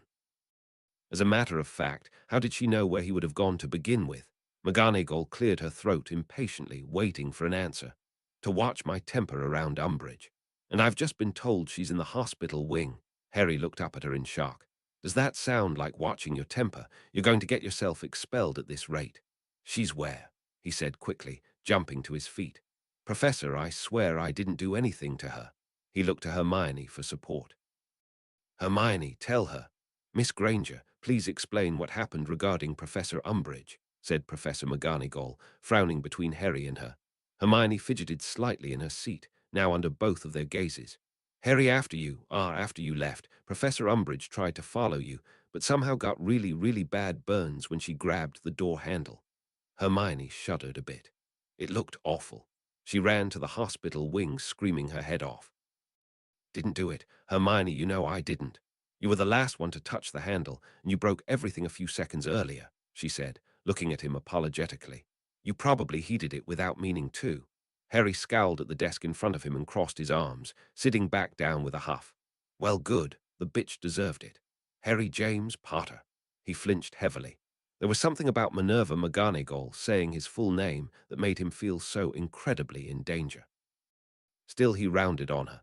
She flat out accused me of murdering Cedric, he said angrily, and she used her wand on me just to shut me up. What kind of professor does that? She did what? Now it was Professor McGonagall's turn to look furious. She gave me detentions, but I seriously can't be alone in a room with her, said Harry through gritted teeth. I'm not going. How much detention did she give you? Asked McGonagall after taking a few seconds to regain her composure. 1 week. You'll serve 1 month with me, starting tonight. Harry nodded. He had expected worse, honestly. I will be speaking to Professor Dumbledore about this. Actually, would you permit me to acquire a memory of the incident, Miss Granger? It would be easier for all of us if we could look at it. Look at the memory, she asked in confusion. Memories can be viewed in a third-person perspective using something called a pensieve, the professor explained, conjuring a small vial. It is painless to extract a copy of a memory from someone, I assure you. Your memory will be unaffected as well. It's really simple, Hermione. I've seen it done before, said Harry reassuringly. Still intrigued by the concept, she nodded. Harry had a feeling he knew what she'd be researching in her spare time for the next few days. All right, what do I have to do? She asked. Just think about the class from its start to finish, said McGonagall, touching her wand tip to Hermione's temple. She slowly drew a silvery memory away from her head, depositing it in the vial. Thank you, Miss Granger. Professor Dumbledore will be happy to have a first-hand account of the incident. Of course, she said with a smile, happy to be useful.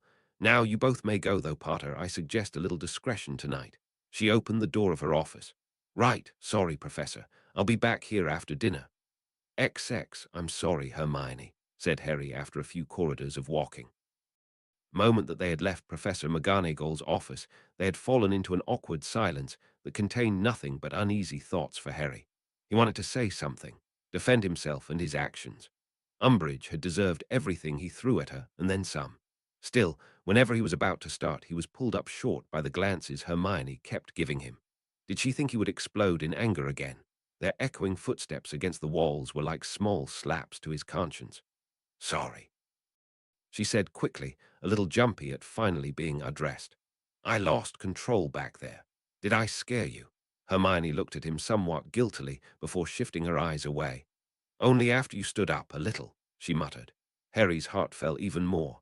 It was bad enough that he had so few people on his side these days, not believing that he was dangerous or unhinged. He knew that today wouldn't help him a single bit in that regard. But if Hermione was really starting to get nervous around him, of all people, she caught sight of the look on his face and cleared her throat loudly, her expression becoming somewhat stubborn. I'm not you might scare me occasionally, but I'll never be afraid of you, Harry. She bumped him slightly, looking a bit embarrassed. You're my best friend ever. That'll never change. He cut off, finding himself unable to continue. He supposed he knew that he was the closest friend she had, but it was so rare for her to say it like that. She could be emotional, but usually wasn't concerning herself. Thanks, Hermione. It means a lot, he said quietly, looking at the floor. And it really did. Hermione was the only positive constant he ever had in his life. Even when the entire world was against him, she was on his side. He didn't really know why, but he was grateful for it nonetheless. Harry's eyes were on the windows they were passing, not really seeing the sky beyond. It was still blue, though the evening sky was slowly taking over. Pretty soon Hogwarts would be beneath hundreds of thousands of stars. It took him a second before he continued. I would have given up a long time ago if we weren't friends. Didn't have given up, she repeated with a frown. You know, he said, a little uncomfortable, glancing over at her. Life. I haven't really had a good one. His shoulder stung slightly as a hand slapped it hard. Don't say that, Harry, said Hermione sharply. Only cowards and idiots go that route. I didn't mean that, he said with a sigh, realizing he hadn't exactly phrased that the best way. I was talking about the future. You know, hope, stuff like that. Hermione's expression softened. You're so much stronger than you think, Harry. Where others would break or run away, you keep going. You've always kept going, no matter what happened, and you would have gotten here no matter who you became friends with. It's simply part of who you are. I've got nothing to do with that, she said, shaking her head. For a moment, Harry thought he was growling. They stopped dead in the corridor, his hand gripping her wrist. You, he emphasized somewhat heatedly, are the single most important person to me in the whole world. I don't even want to think of where I'd be without you around, so don't go putting yourself down like that. All right. Did she really have to go and make him frustrated at a time like this? Honestly, he had just calmed down. I'm me, she said in disbelief. She was looking somewhat panicked. Of course. Harry regarded her in bemusement, his head tilting slightly to one side. Oi, what's up? But what about C. Padfoot? Harry shook his head a bit. He means a lot to me, but Padfoot hasn't been there for me like you have. Ron, same as before. Tonks, Harry flushed a bit at this. Hermione, he said warningly. Sorry, I just don't really know what to say. Harry couldn't tell if she was more embarrassed or pleased. Why do you need to say anything? He asked. He was just stating a fact. Ron and Padfoot I can understand, but Tonks, we just met her recently. I know you've become really close with her over the summer. She narrowed her eyes at him. Really close. You almost spent more time with her this summer than everyone else combined. Harry cleared his throat to answer, but was unable to meet his friend's eyes. She was free a lot compared to you all. You went into London with her, Hermione continued. She's flirty too. Hey, we tried to get everyone else to come, and you know just as well as I do how much she likes to mess around. I saw you hug her too. Ah, saw that, did you? He said in embarrassment. Damn busted. You don't hug anyone, Harry, said Hermione pointedly. You just stand there, I would know. Well, he really had nothing to say to that. He wasn't really too enthusiastic talking about his insecurities. Fine, I like Tonks a lot, he admitted grudgingly. How could he not? More than average. Let's not tease Harry about it, though, all right. Hermione smiled at him warmly. I won't. Well, not really. Harry couldn't help but roll his eyes at the girl. Suddenly, he was reminded of something that had been at the back of his mind since Hermione had showed up. By the way, how did you know I'd be at McGonagall's?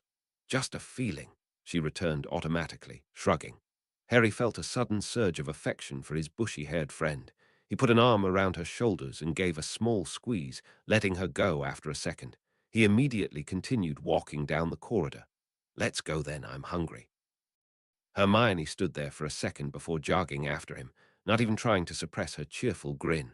Roman 20, cauldron cakes. The gargoyle moved aside to reveal the spiral staircase leading to the headmaster's office. As Minerva McGonagall came closer to the door, she could hear the unmistakable voice of Dolor's Umbridge. Minerva had been hoping that she would still be in the hospital wing. Though burns were simple enough to treat, they took a while to heal properly, especially if they were bad. Well, there were always faster methods to heal injuries, but usually the more time invested in the healing process, the better the healing that was done. Poppy was always one to do the best she could after all. Minerva, you have excellent timing as always. I was just about to call for you, said Dumbledore, who was sitting behind his desk pleasantly. Umbridge was sitting in a chair to the side, her short legs a few inches from the ground. Her right hand was heavily bandaged. I just came from speaking to Mr. Potter and Miss Granger, she said shortly, conjuring a straight-backed chair for herself and taking a seat. I assure you whatever Potter has told you is a lie, said Umbridge at once, wincing as she jarred her hand. I sincerely hope so. Among other things, I've been told that you used your wand on him for discipline, said McGonagall, looking at her coldly. But I don't need to rely on hearsay. Headmaster, I've secured Miss Granger's memory of the entire incident for you to watch. I thought you'd like the full account. His eyes twinkled at her, ignoring the way that Umbridge had tensed at the news. Wonderful. That makes things quite simple, he said, moving to the cabinet that held his pensieve. He carried the stone basin to the desk and placed it in the center. Headmaster, is it really necessary to go this far? Asked Umbridge in what was an attempt at an offhand voice.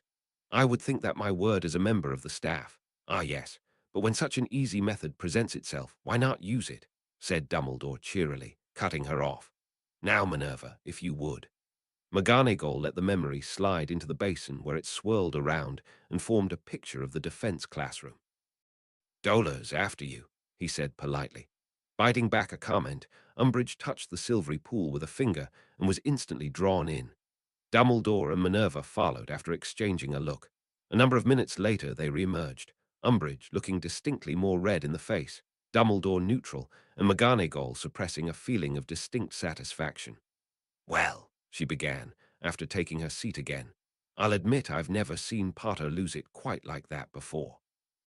I apologize that a member of my house was so disrespectful. He was completely out of line. That said, she turned to the short woman. Using your wand to silence a student, regardless of how disruptive he or she is being, is highly improper.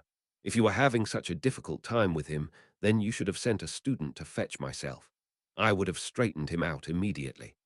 I had every right to have my wand on him, retorted Umbridge. Potter is a danger to his fellow classmates and myself. You saw how he destroyed everything in the room, not to mention what he did to my hand. Dolors, while it's clear that the glass breaking was a surge of accidental magic, there is nothing that suggests Harry deliberately caused the wound on your hand, said Dumbledore calmly. Additionally, had you not been so insistent on retaliating, you would not have received the injury in the first place. I want him out of here. He has no place near other students, she said angrily. Dumbledore leveled a neutral look her way. And what would you have us do regarding your own actions? He posed. I don't see what you mean, headmaster, she said at once. Dolors, you used magic on a student to get your way, he said sternly, twinkle in his eyes all but gone. That is not the way that professors at this school act. I'm sure that parents will be highly unhappy to hear that there is a professor who will turn her wand on her students if she becomes upset. Umbridge's mouth clamped shut. The damage is done, and the news will spread. This time tomorrow I will be fielding owls from concerned parents, which places myself in a difficult position. You must understand this as least, yes. Of course, came the bit-out reply. That being said, you must demonstrate better control of your own emotions. We are surrounded by impressionable children after all, and they can be trying even for the best of us. It is our responsibility to maintain our professionalism whenever it is appropriate, if only to serve as the best examples we can be. As you say, headmaster, said Umbridge after a few seconds. As to Harry's behavior, he of course will have a consequence. Minerva.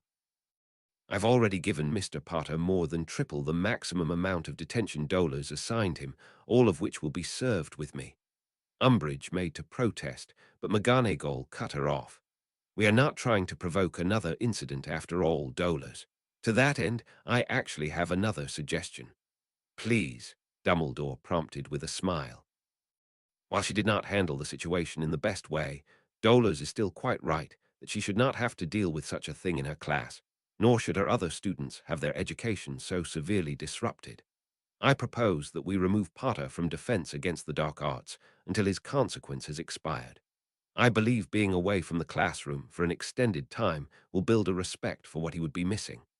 An interesting proposal, said Dumbledore, tugging at his beard in thought. Very well, I'll approve it. He will return when you deem him ready, Minerva. Is this satisfactory, Dolors? Umbridge simply looked back and forth between the other two adults, seemingly caught off guard at how quickly the conversation had developed. Clearly, she hadn't expected to get what she wanted. I suppose, but excellent. When speaking to Mr. Potter in the future, be sure impress upon him that he is to control himself in the future or remove himself from the situation much earlier if he cannot. Otherwise, the consequences will be much more severe. Yes, if that is all then, I will retire to my office before I head to dinner. Dumbledore nodded with a smile and Umbridge made her exit quickly. They waited for a minute after she had left before either of them spoke. She's no doubt off to report to her taskmaster, said McGonagall with distaste. Yes, I predicted something like this might happen, but not this early, the headmaster said, twiddling his thumbs as he leaned back in his chair, nor that aggressively. I was more surprised that Mr. Potter was the one to instigate the conflict, McGonagall. Indeed, though, Dumbledore raised his eyebrows slightly. Removed from defense classes, McGonagall cleared her throat lightly, standing up straighter. I stand by my suggestion, she defended. Keeping those two apart as much as possible can only be beneficial. I certainly agree. It was a well-calculated move. The two fell into silence for a minute, listening to the light crackle of the fire in the hearth. Finally, the deputy headmistress broke it. What do you think will happen, Albus? There was no need for her to clarify what she was talking about.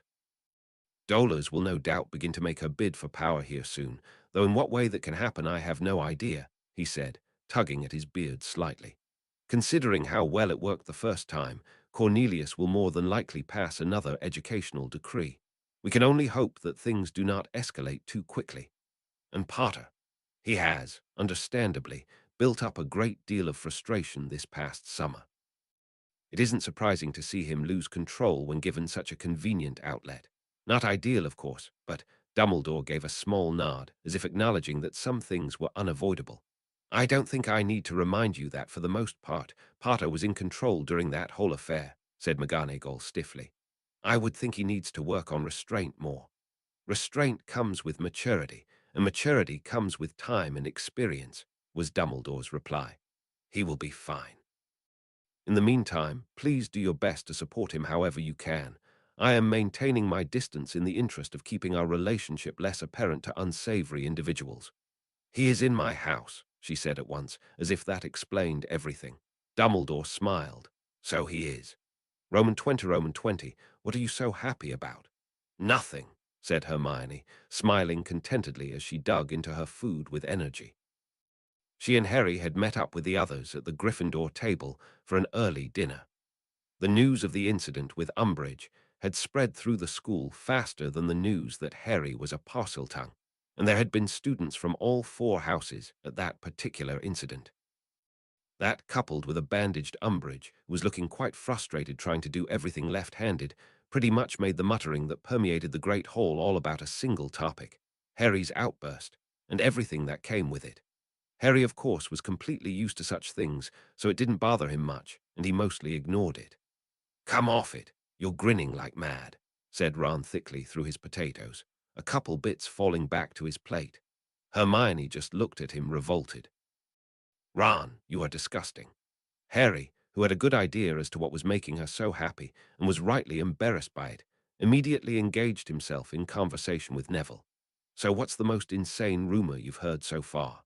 A second-year Hufflepuff I passed a few minutes ago was telling his friends that he heard that you and Umbridge dueled in the classroom before everything blew up, and you escaped riding a giant snake, he said with a shrug.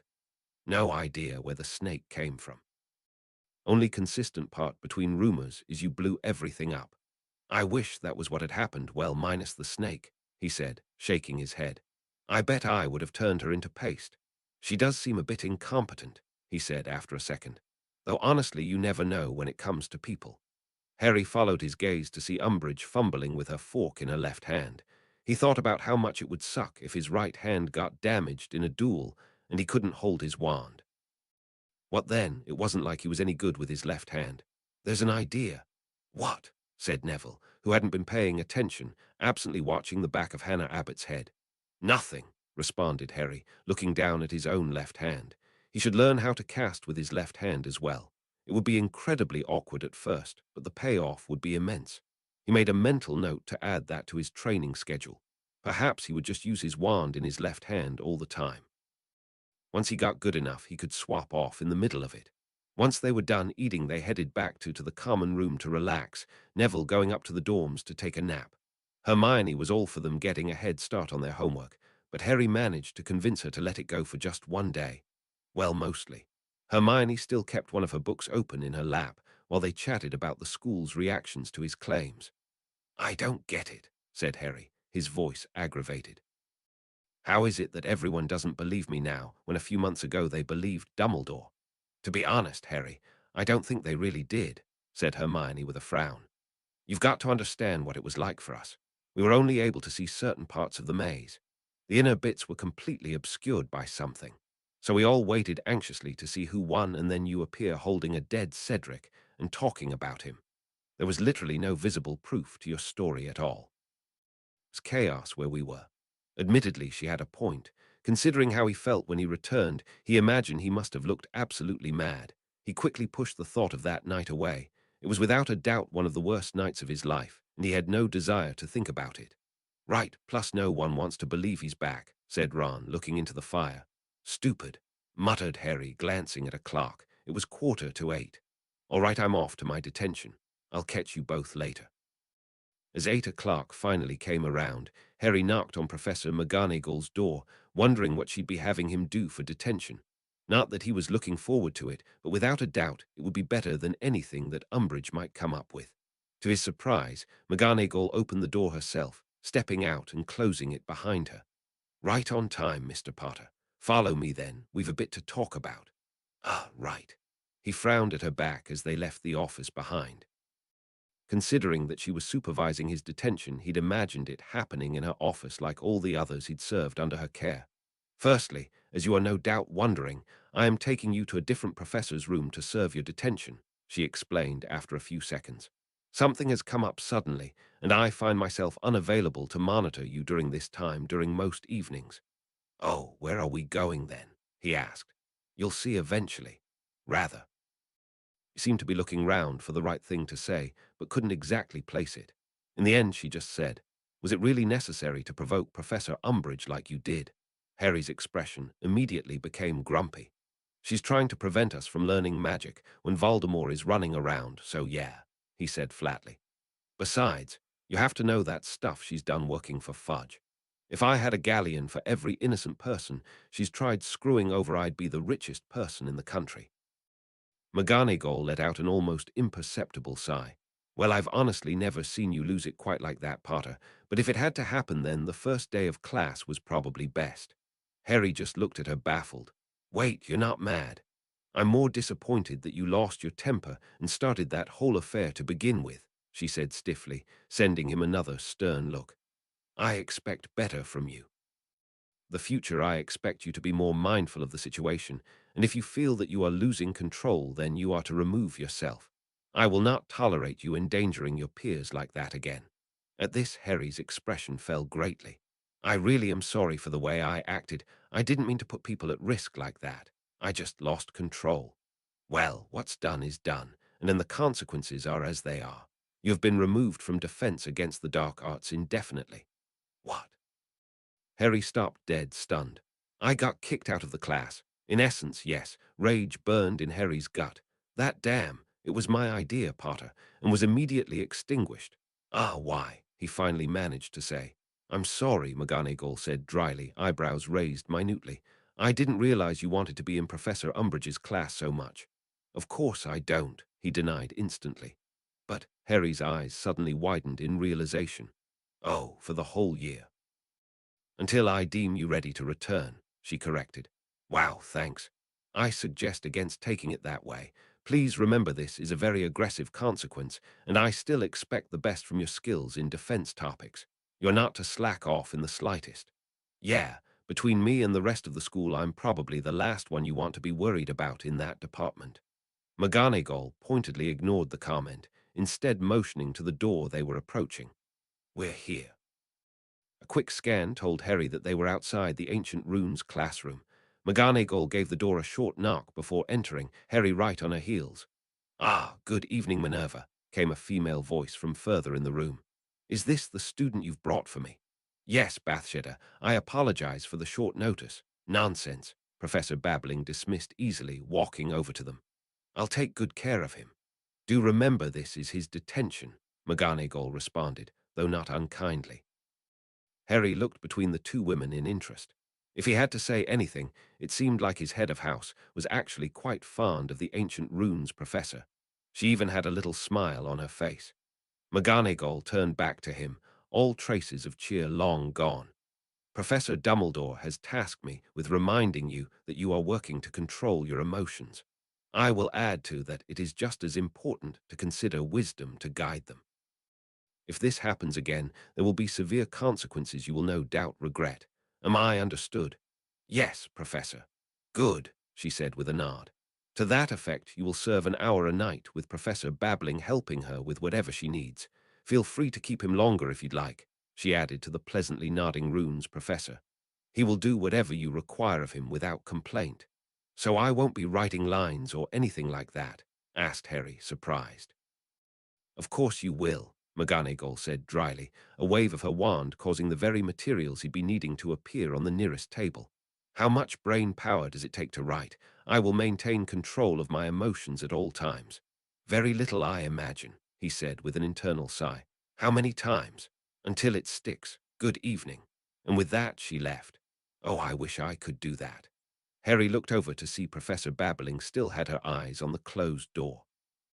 She can go from gentle to fierce in a heartbeat. She's quite amazing, don't you agree? Ah, yeah. Harry couldn't help but give the woman a curious look. It certainly wasn't the first time he'd seen the runes professor, but they'd never spoken before. Actually, this was probably the closest he'd ever been to the woman while actually paying attention. She was of average height, a somewhat slim figure hidden by loose robes that honestly seemed a tad too big for her. Dark brown hair framed a young face that regarded him politely, if equally curious to his own. "What do you think, Tracy?" Babbling asked, turning to face someone further in the room. All at once, Harry realized they hadn't been alone. The room's other occupant was actually someone in his year, Tracy Davis, a Slytherin. "She's strict, but I still like her," the girl said in answer to the professor's question. "Did you want me to leave, Professor? I didn't know you had a detention to oversee." "No, that won't be an issue," Babbling said lightly. "Harry here can do his lines today while we continue to work." "Oh, that's good then," Davis returned happily, clearly pleased she wouldn't have to leave. Indeed, she immediately threw Harry a dirty look, as if he'd intentionally showed up to ruin her evening. Disgruntled, Harry took a seat and began his lines, doing his best to tune out the excitable females who had already forgotten about him in favor of whatever they were working on. "I will maintain control of my emotions at all times. I will maintain control of my emotions at all times. I will maintain control of my emotions at all times. I will maintain control." A triumphant exclamation, followed immediately by an equally distracting high five, ripped Harry right out of his focus. "This is going to be a long night," he grumbled. Roman 20, Roman 20. The following morning saw the Gryffindor trio living their regular breakfast routine. Harry ate his breakfast mechanically, thinking about the day ahead. Hermione was quietly going through her charms book beside him, occasionally taking a bite of her breakfast. Ron was nodding off slightly at his seat on her other side, having stayed up late again, playing chess with some other Gryffindors. "Morning, Harry." Angelina took a seat on Harry's other side, which was widely empty for at least 6 seats. No one was particularly interested in sitting close to him these days to begin with, and after last night, well. "You look a little uncomfortable," she said with a frown. "Something bothering you? Why so concerned?" Harry asked, surprised by the visit. They'd always been friendly but never close like some of his yearmates. The girls on the team always spent most of their time around the twins anyway. "Can't have my Seeker not in his prime now, can I?" she said with a shrug. "Your Seeker? Ah, you've been made captain then. Congrats," he said in understanding. Angelina was a good chaser, and even more than that, an excellent team player and leader. She was a perfect person to take over for Wood. She would certainly work them all hard, but thankfully, he had been able to recover from Wood's grueling training over the last year. "Thanks," she said brightly. "I wanted to let you know that I was captain, and that we'll be holding tryouts this Friday after 6th period to fill the keeper spot. I'll be putting up notices today in the common room." "Have you told everyone else?" he asked. "Course," she said at once. "You're usually the only person in the team I don't see day to day after all. I'm glad I caught you before class. I know that we only need a new keeper, but do you think we should have people try out who are interested in other positions too?" he said, posing an idea he had been mulling over recently whenever he thought about the team. "Not that any of us would be replaced. But at the end of this year, you, Alicia, Fred, and George will all be gone. That's more than half the team. Maybe it would be good to prepare for next year, even if it's just a bit. Well, it's not like we never considered it before. It's just lately not many people were interested enough to stick with it, or were good enough to actually let them be a reserve to begin with. Having reserves is pretty uncommon, despite being really handy. Especially, she added, narrowing her eyes at Harry, the number of times you land your ass in the hospital wing. I heard you were in there already. The year barely even started, for crying out loud. Oi, I was cursed, he said defensively. Who expects to be cursed on the first day of school? You would think people would wait a few days before having a go. Regardless, keep out of there, please. Harry sighed and nodded. Good. Seeing as how we only really need the keeper, there's no harm in having a smaller bit of general tryouts for the other positions. We all know a good flyer when we see one at any rate, and who knows, someone might actually be decent now. I'll include it on the poster. Cool. How are you feeling about your NEWT year? About to leave, the change of topic seemed to throw Angelina off a bit. This was already probably the longest out-of-practice conversation they'd ever had. I'm not sure, she said honestly, leaning against the table. OWL year was a nightmare because the work was immense, and it was played up to be really terrifying. After that, well, I suppose the work doesn't really bother me that much, though the tests are scary to think about. They influence so much of what kinds of jobs you can get and how people will look at you, but at the same time, they show how much you've accomplished after all your time here, especially if you do really well. Are you sad? Asked Hermione, closing her book. She had been listening over Harry's shoulder. That it's your last year here, I mean, she elaborated. A bit, said Angelina. I've been through so much here it's ridiculous, but I can't always be here, can I? I'm looking forward to graduating. She checked her watch. I've got to get to class. Take care, you two. See ya, said Harry, checking his own watch. Oh, damn, it's almost 8:30. We're going to be late if we don't book it. Nudging Ron into wakefulness, they grabbed their bags and rushed off to the Charms classroom, getting there just before the doors closed. A glance around told them two things. Firstly, they were with the Ravenclaws again.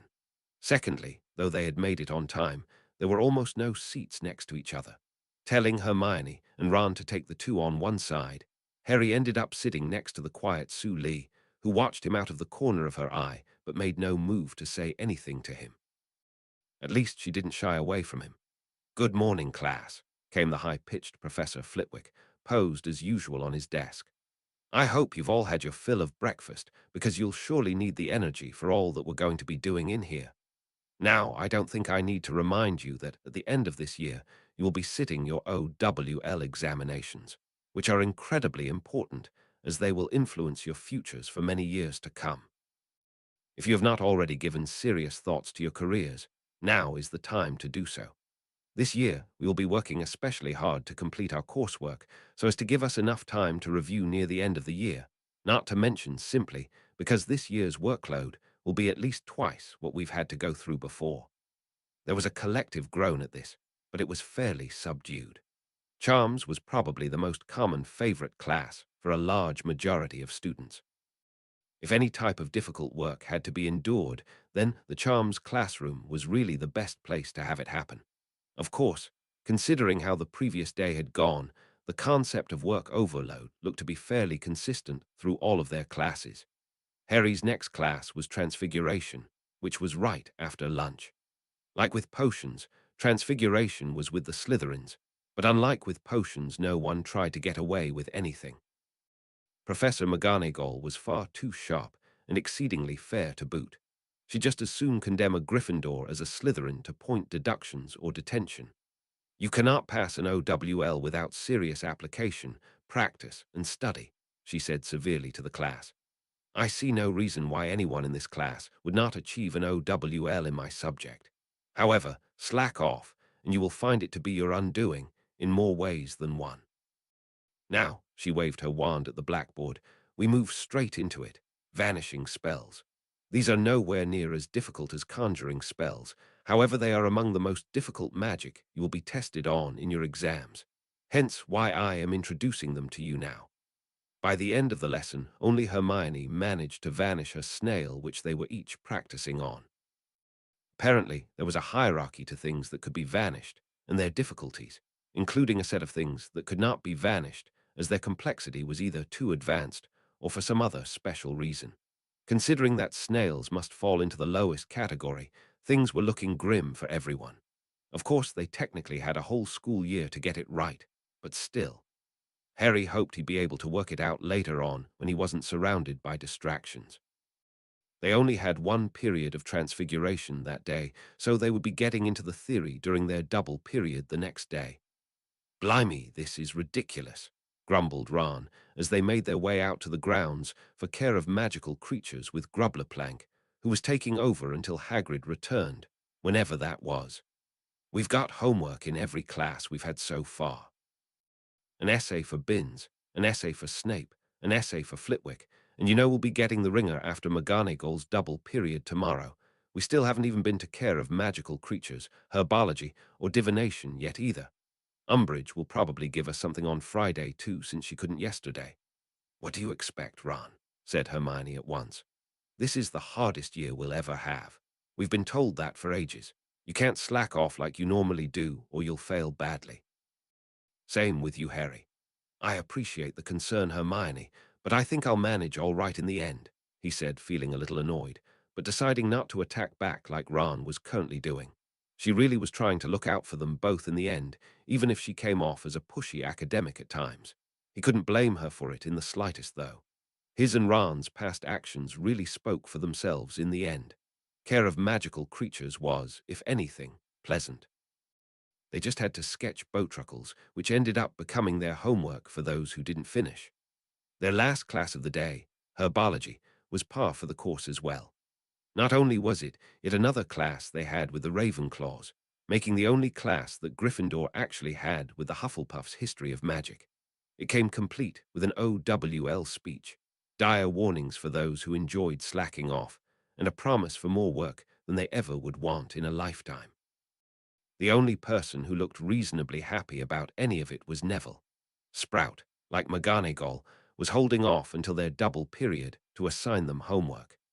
Dinner at the Gryffindor table for the fifth years was grim Tuesday evening, though it was clear that every house's fifth years were going through similar motions. Never had they all been so heartily slapped in the faces by work. "I know it's usually not a good idea for me to do this, but Ron's got a point," muttered Hermione as she dug through her bag for her arithmancy work. Ron was in a state of gluttonous oblivion that was probably a coping mechanism for dealing with all their work. Harry, on the other hand, raised an eyebrow at her. "Did I just hear you agree with him?" he said in shock. Hermione gave him a half glare from her bent-over position. "I mean, I was expecting things to increase by a lot this year, but certainly not this much this fast," she said. "You realize that I'm taking one more class than you both are, right? Actually, two, and they aren't remotely easy. Divination doesn't count as a class," she added as he looked at her in confusion. Well, he wasn't going to argue that point. "Ah, that's right," said Harry. "Well, at least you're not still taking Muggle studies as well. You'd explode, you would." "You're probably right," she agreed. "Afraid we'll really have very little time to spend together when we're not doing schoolwork. We've also got prefect duties on top of it all." "I know, we've got a patrol tonight," said Harry, looking at the patrol schedule. "Curfew shift, that's 10 to midnight. I'm going to hate the other two shifts when we have to do them," said Hermione with a scowl. "Honestly, midnight to 2 and 2 to 4, why put fifth years through so much? Who knows?" Harry checked his watch. It was nearing 7:30.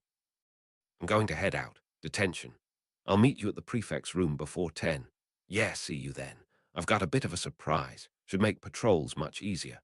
Hermione looked at him curiously, but he left before she managed to inquire what he was talking about. Roman 20 magic was weird. It was like a buzz that had no sound, but he could still hear it. Ever since he'd entered the castle a week ago, his mind had been filled with the ever-present static that could only be magic. Sometimes Harry found himself trying to tune into it, like a fuzzy wireless station, but never seeming to get anywhere. Was he just too weak to do so? Maybe this was just how it would always be. Still, he understood that magic was everywhere, more so than he'd ever imagined as a relatively new member of the magical world. Mysterious and confusing barely covered it, but it was clear that every day he seemed to feel it a little bit more. It was something his mind often wandered to whenever he wasn't moving about much, like at detention. For the seventh time, Harry grimaced as he put a line through a mistake in his otherwise neat list of lines. Detention was not what he'd initially expected it would be, particularly with it being run by the highly distractible ancient runes professor. He had nothing against her, but she very clearly had a great deal going on in her head at once. She also had a habit of leaving the room for 10 or so minutes at a time, always coupled with words that made his eye twitch each time. Keep an eye on him for a spell, Tracy dear. Hey, stop making so many mistakes. Harry leveled an irritated glare at the blonde, who sat on the desk in front of him with her chin in her hand and a fake smile on her face. You might as well start over at this point. Shouldn't you be avoiding me or something? He said dryly, inking his quill and starting another line. I was asked to keep an eye on you. From right in front of me. A close eye. Harry's quill paused as he sat back and met the girl's eyes, her face only a couple feet away from his own. The Slytherins rarely got so near, particularly the girls, and these days they were even more into avoiding than antagonizing than usual. Curly blonde hair and a pretty face were only trumped by startlingly blue eyes that regarded him with a measured indifference and annoyance. He stared back unabashedly, unwilling to let the girl know she'd gotten to him in any way. Eventually, she squirmed in the silence, breaking it. What? Is there something on my face? She asked, leaning back slightly.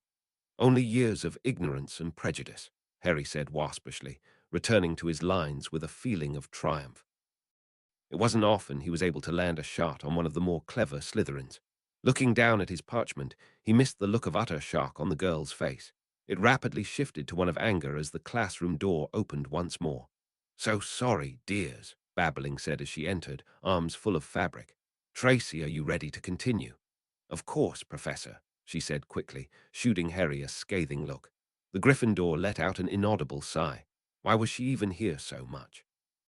There had to be a limit to how much extracurricular stuff a person could get up to in the first week of school, right? Even Hermione wasn't this involved so early. Still, at least she wouldn't be so distracting now. Finally, he could just get back to Harry. Would you come over and hold this for us? We can't risk using magic on the array while we work. Yes, Potter, make yourself useful for a change. Never mind.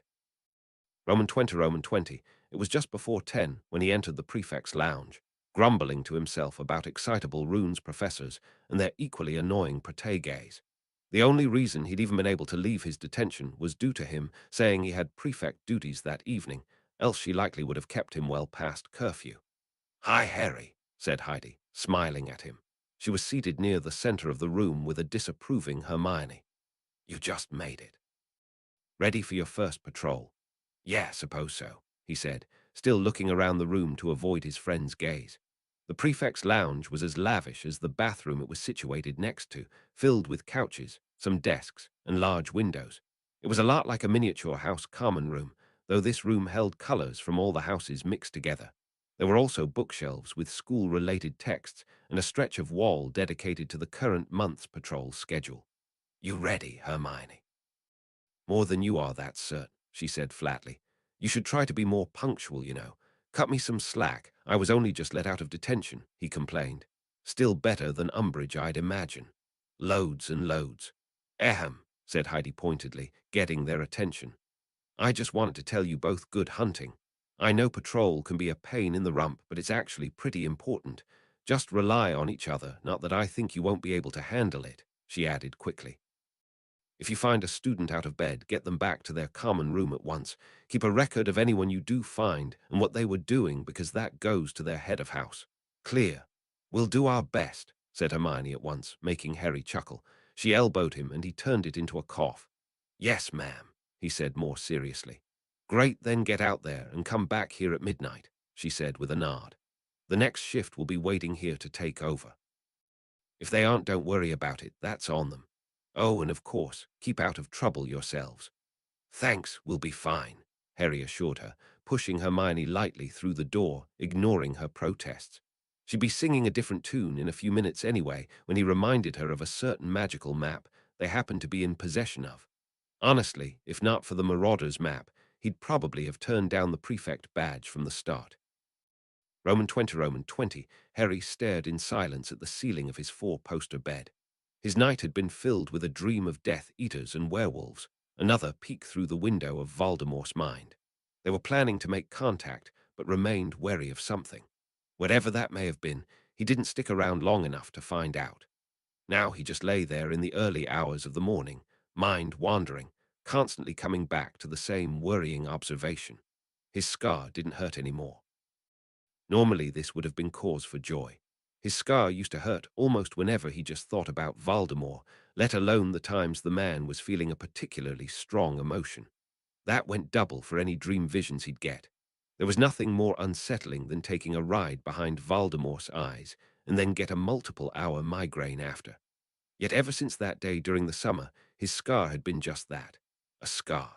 What had happened to him? At least I'm not dreaming about the graveyard these days. Pushing the curtains aside, Harry looked out the small window into the warm glow of daybreak with a small sigh. The first weekend of the semester, and he couldn't sleep in. He got dressed quietly so he wouldn't disturb his dorm mates, not that there was really much fear of that, as they slept like the dead, and made his way down to the common room, which was unsurprisingly deserted. No one was ever up at this hour in the tower, especially on a weekend. What to do now? Looking around the common room, his eyes fixed on the area that was set aside for students to do schoolwork. There were spare quills and parchment for them to use. When was the last time he had written a real letter, or spent any quality time with Hedwig for that matter? He'd barely seen her over the latter half of summer, and that was normally when he spent the most time in her presence. He walked over to one of the work desks, grabbing a loose piece of parchment and one of the used quills in the box. Inking it, he set to writing. Nim, hope you've been well. Better than I have at least. I wish I could have another week like we had at the end of the summer, because school's honestly been a nightmare. The prophet had a huge impact on the majority of the school like we thought it would, so you can imagine how that's been working out lately. Then Malfoy cursed me first day mid-morning. The Ponce started firing off spells right in the middle of a crowd. Then we've got another new defense professor like usual, but this time it's Fudge's undersecretary, Dolar's Umbridge. I'm sure you've heard of her, but she's a right piece of work. We're not allowed to use magic in the class, and every day she just talks about how we're supposed to lay down and die instead of protecting ourselves from anything. Or at least that's what I've heard it's like, because I was thrown out of the class after one day. I've also lost all patience for divination and history of magic. We've started interpreting dreams in divination. I've told you the kind of stuff I dream about, so no, I won't have any part in that. Plus, Trelawney still predicts my death and general maiming to my face like it's the bloody weather. History of magic might have been slightly less than catatonic if Binns would actually teach us something instead of reciting bits of an ancient, outdated textbook to us. At least that's what it sounds like. It isn't like he turns the pages of the one on his desk. It also sucks that history of magic is first period twice a week. So, my final decision, not going to any of them. It's amazing how much more useful time I get when I cut out all the nonsense. Of course, I figure I've got about a week at the most before Hermione goes mental at me for flat-out skipping multiple classes. And McGonagall, I suppose. Maybe this isn't the most thought-out plan I've come up with. I'll tell you how that goes later. Snape's a terror as usual, but I tune him out. Doing those mental exercises during potions really helps me focus on what I'm doing. Actually, those mental exercises are really all that's keeping me from bloody murder. I get angry so much these days, it's hard to keep it down. There's just so many problems with everything. How do you fix a problem when practically everyone is a part of the issue? Sorry for dumping my troubles on you like this. I'll wrap up here. Please take care of yourself and stay out of trouble. I miss you a lot. Harry shook his head as he folded the parchment up and sealed it in an envelope, following it up with a tap of his wand to secure it. He had really only meant to say hi. He made his way out of the portrait hole and down the corridor heading for the owlery. It was just after 6, and considering that it was a Saturday, the castle was predictably deserted with the exception of Filch's cat Mrs. Norris, who scurried away almost the moment she saw him. The owlery was permeated with crisscrossing beams of morning sunlight by the time Harry finally reached it. Well over 100 owls were tucked away on perches up above and on the rafters. The majority of them were school barn owls, but here and there a student's owl stood out. Many of them were restless, likely just having returned from a late hunt. He stepped across the straw-covered floor, occasionally feeling a small skeleton crunch to pieces under his feet, and looked around for Hedwig. "There you are, girl," he said as he spotted her near the top of the vaulted ceiling. "Come on down. I've got a letter for you to take to Tonks."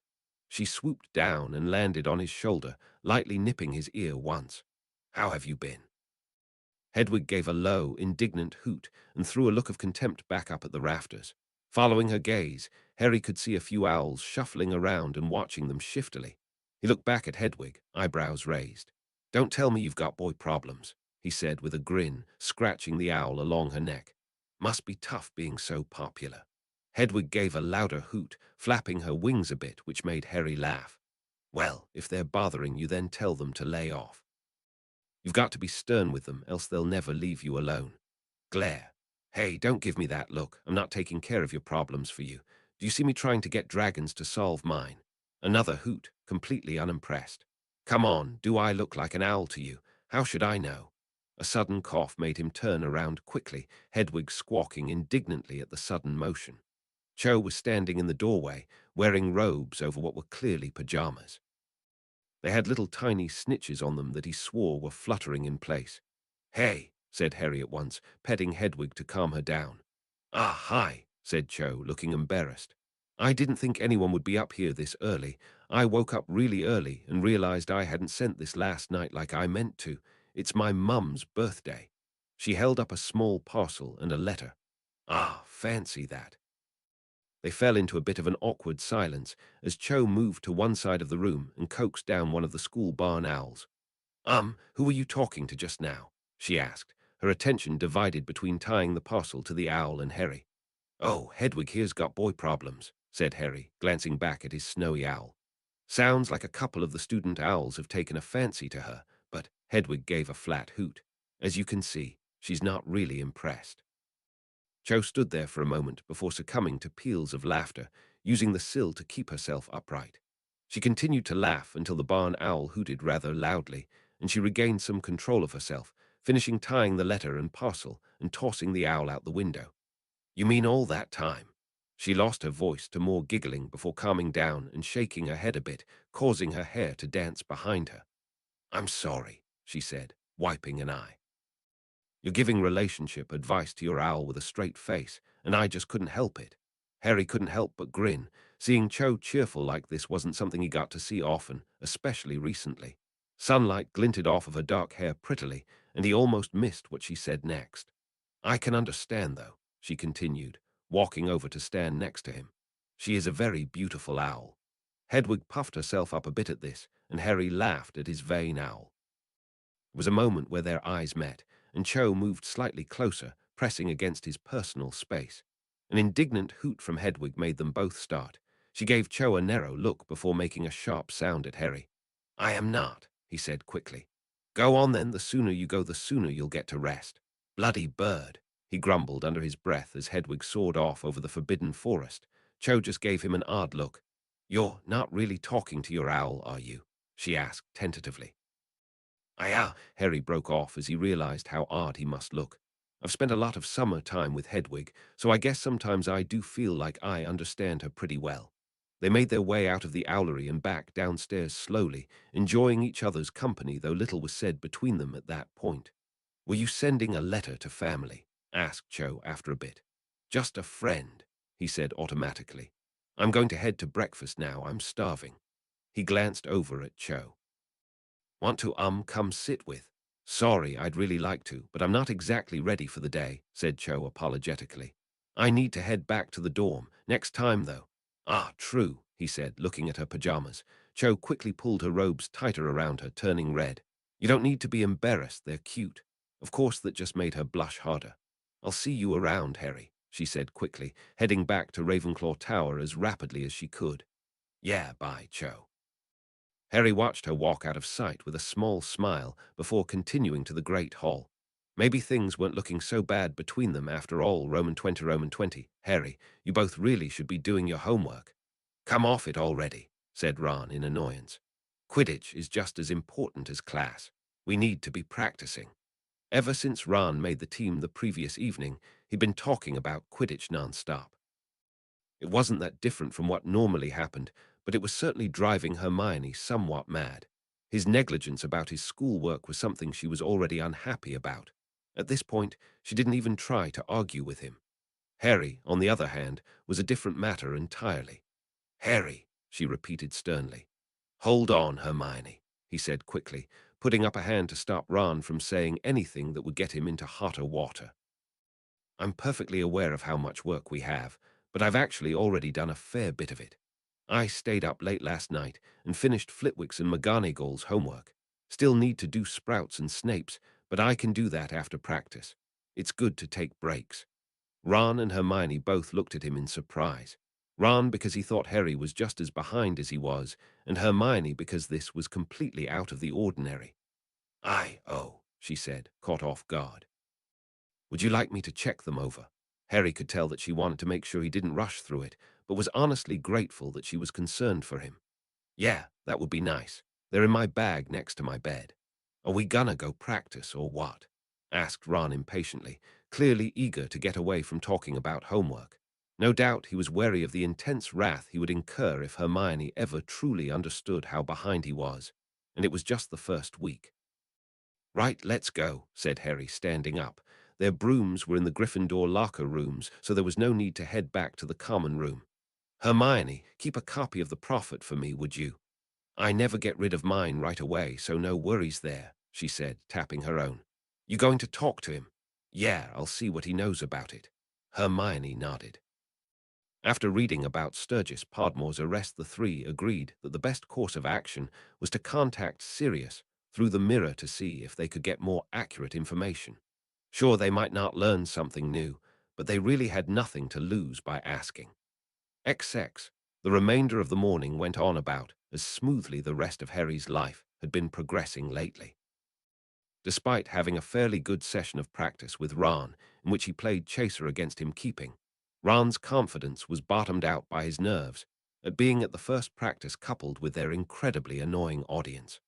Apparently, Malfoy and his Quidditch cronies had nothing better to do than to shout insults at them from the stands as the Gryffindor team attempted to get back into the swing of things after an entire year of being inactive.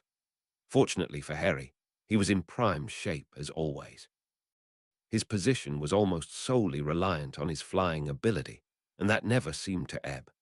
It also helped that he actually hadn't been ignoring flying during the previous year, using it whenever he needed a breather from the stress that the Triwizard Tournament had provided.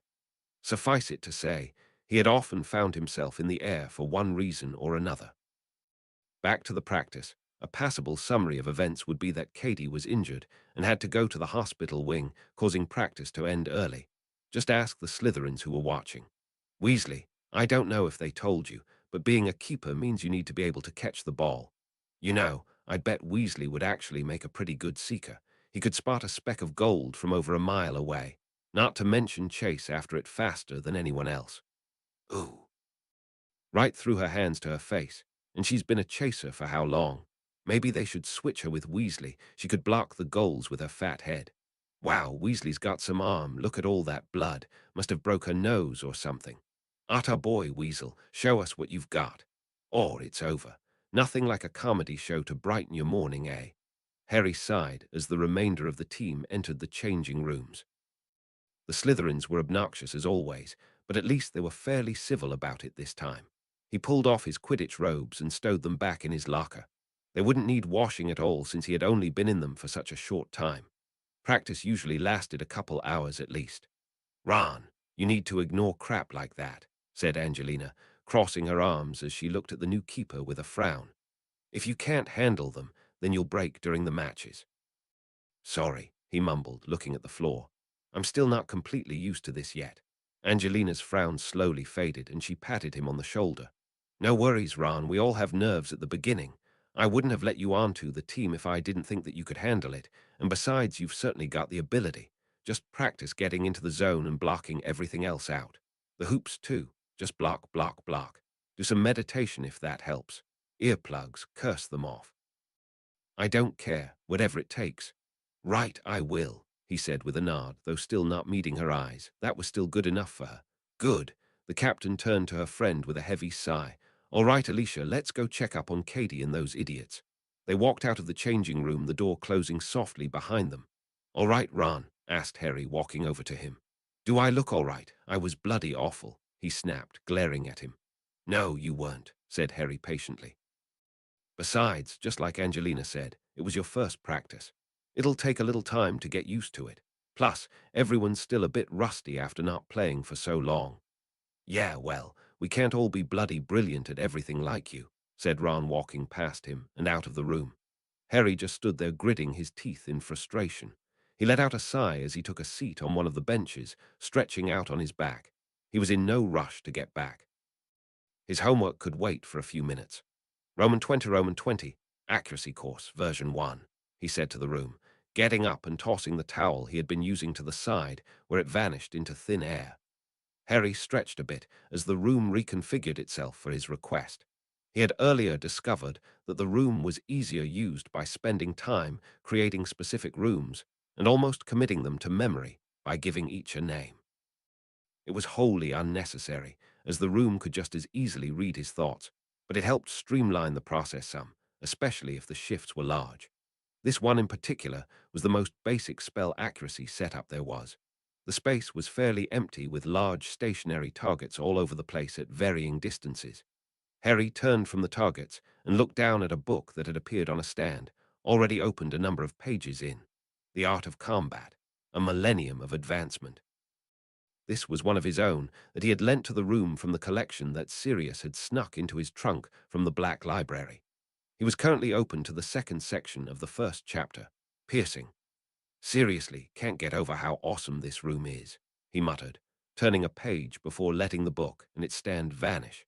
In all honesty, the amount of control he had over the environment in the room was utterly intoxicating. The master of the room was practically a god within it, and it was just a matter of believing in that fact. He had to often remind himself that he was there to accomplish things and didn't have all the time in the world. Confodio. Harry's spell lanced into one of the closer targets, hitting it near the center and carving a hole in it about a centimeter wide. The spell was a low-purpose piercing curse. According to the book he was reading, spells went through phases of use that often included small changes in their average power and intent. This resulted in there being far more spells that do the same thing than anyone could ever want.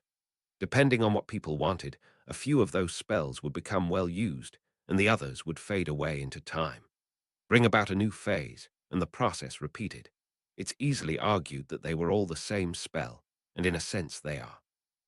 However, using a version of a spell for precisely what it was designed for would certainly give a better result than trying a similar one. This is why there was a different incantation for a severing charm and cutting curse, even though they essentially did the same thing. Pretty weak compared to some of the others, but I'd hate to see what it would do something living, Harry considered with a frown. The thought of having a hole like that somewhere in his body wasn't too pleasant. Of course, the majority of spells in general could cause living beings nothing but varying degrees of hell. A scouring charm to the eyeball, for example. Even just a week of studying curses on his own had given him a new respect for wands and magic in general. He tried not to think about the fact that he belonged to a society that armed young children with lethal weapons and let them run around on their own. It was an absolute wonder that they weren't all dead yet. Then again, it wasn't like they hadn't had an entire year of their professors telling them constantly how dangerous magic could be and to treat it with care. Considering that they could do some incredibly scary things, the students had felt it only too right to comply. A bell chimed as the clock struck 7, bringing Harry out of his current thoughts. He had been in the room training on and off for nearly 6 hours now, doing his remaining homework during the break times. That certainly explained why his body felt worn out, though he still felt fine casting. Normally, he'd have been getting dinner right away, but his detention had been cancelled for that evening. Honestly, a break from the scowling Slytherin was more than welcome. Sure, he was the dreaded Harry Potter, but really there was a limit to everything, wasn't there? On a completely different note, he had begun practicing left-handed casting, something that was fairly embarrassing to watch. Presently he just tried simple things like levitating a feather, It didn't need much aiming, and was just a nice way for him to get used to holding a wand in his left hand, which still felt decidedly awkward, like holding a fork in the wrong hand. Harry had decided that on Monday he would switch over to his left hand full-time until midway through his evening training. That would keep him working hard, but not let his regular skills diminish. Well, in theory. Harry grumbled, sinking into a chair that materialized as he sat down. He was still working out a proper balance to his training, though it should be a bit easier now that he completed a full week of class. Every morning he woke up, showered, then headed off to breakfast, finishing a little while before first period started. As he had free time occasionally, sometimes he would head over to the room. Morning sessions in the room were strictly for evasion. It wasn't difficult to get the room to figure out a way to chuck stuff at him to mimic incoming spells. It wasn't perfect, but it was something. The afternoon and evening was much more interesting as he focused entirely on spellwork. He made a point of learning at least one new spell a day, though oftentimes he went well beyond that. Still, as intensely as he worked himself, he took breaks often to do homework and rest his body, something Moody and Kingsley had drilled into his head. It was during these times that he'd also look through the sections of books he had marked off for potential practice. Any time he found something interesting, he'd make a note of it in the book and always wrote what he thought about the spell or concept in the margins once he had tried it out. It helped him organize his thoughts and better manage his personal training. What was probably the most interesting thing, however, was that neither Ron nor Hermione had attempted to press him for information about why he was out so much. True, the majority of the time they were preoccupied from being in class while Harry roamed free, but he was rarely in the common room in the evenings. It was wonderful to have some privacy, but still a little downing that they hadn't become concerned at all. Maybe he'd ask Hermione about it later. XX, Sirius, you there? Sirius sat up fully in his seat at the kitchen table, eyes fixed on the compact mirror he'd been toying with out of boredom. Sure enough, Harry's face was there, his expression rather neutral. "Hey, Harry, what's up?" Sirius said in concern. After all, Harry only ever used his actual name over the mirrors when he had something really important to talk about. "Are you safe? Wait, was that a bubble?" Sure enough, more bubbles were rising in front and behind the boy. "Yeah, I'm relaxing in my training room," he said with a nod. "It has a bath." "Sounds nice," said the animagus, scratching his chin. Didn't sound like anywhere he'd ever been to. "Did you want more info about Sturgis?" Harry shook his head. "No, you told me everything I needed about that earlier," he replied. "I need some advice. Do you have a second? I can call back later if you're busy." "Harry, you know I've always got time to talk," Sirius responded automatically. "Besides, what do you think I could be doing right now but sitting on my ass? It's not like I can just go outside. Well, I could, but it'd be best if I don't." "I suppose so," said Harry with a nod. There was a second of silence before he spoke. "I'm worried. About Voldemort," he continued predictably. "He's strong, really strong, and I'm just a runt of a Hogwarts student. Yeah, I'm above average, but for all the training I do, is there even hope?" "Harry, no one expects you to face Voldemort," said Sirius after a few seconds, taken aback by what his godson was saying. "Bullshit, everyone expects me to," Harry snapped. "Even me, especially me, Sirius, I have to face him." "No one expects you to face Voldemort tomorrow," Sirius corrected. "And are you? No, so stop worrying about it." But nothing," he said forcefully. "Realistically, you won't have to face him for many years, and that is a lot of time you can devote to getting stronger, to making a plan, not to mention all of us who will be there to support you. Besides, you act as if you haven't already survived against him once. That definitely counts for something."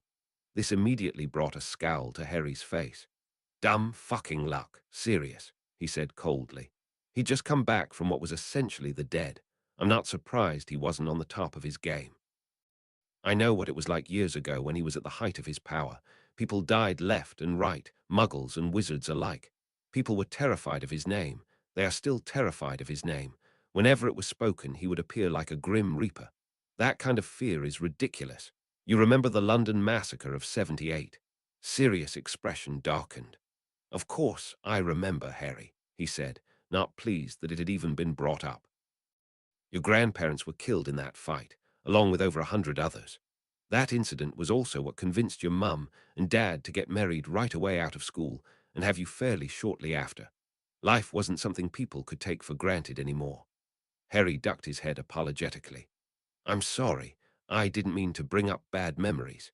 It's just you can't ignore that Voldemort had the skill and power to be able to take on so many at once and come out on top. I'm not saying he's all-powerful. He lost that battle in the end once Dumbledore showed up, and very few of the Death Eaters escaped with their lives. Harry took a few breaths. He was feeling anxious. How could he not? I don't stand a chance right now, Sirius. Don't pretend I'm better than I am, please. It's all right, Harry, said Sirius, wishing he wasn't just able to see his godson through a hand mirror. Harry was in a terrible situation. There was really no way around it either. After everything that had happened, the only way that Harry managed to cope was to train, to keep distracting himself with the idea that if he got stronger, he'd hopefully be able to protect the people he cared about, to see his future. What else could Sirius do but use that to keep him moving forwards?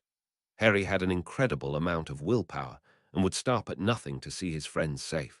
But there were times when Sirius wondered if he lost track of his own well-being.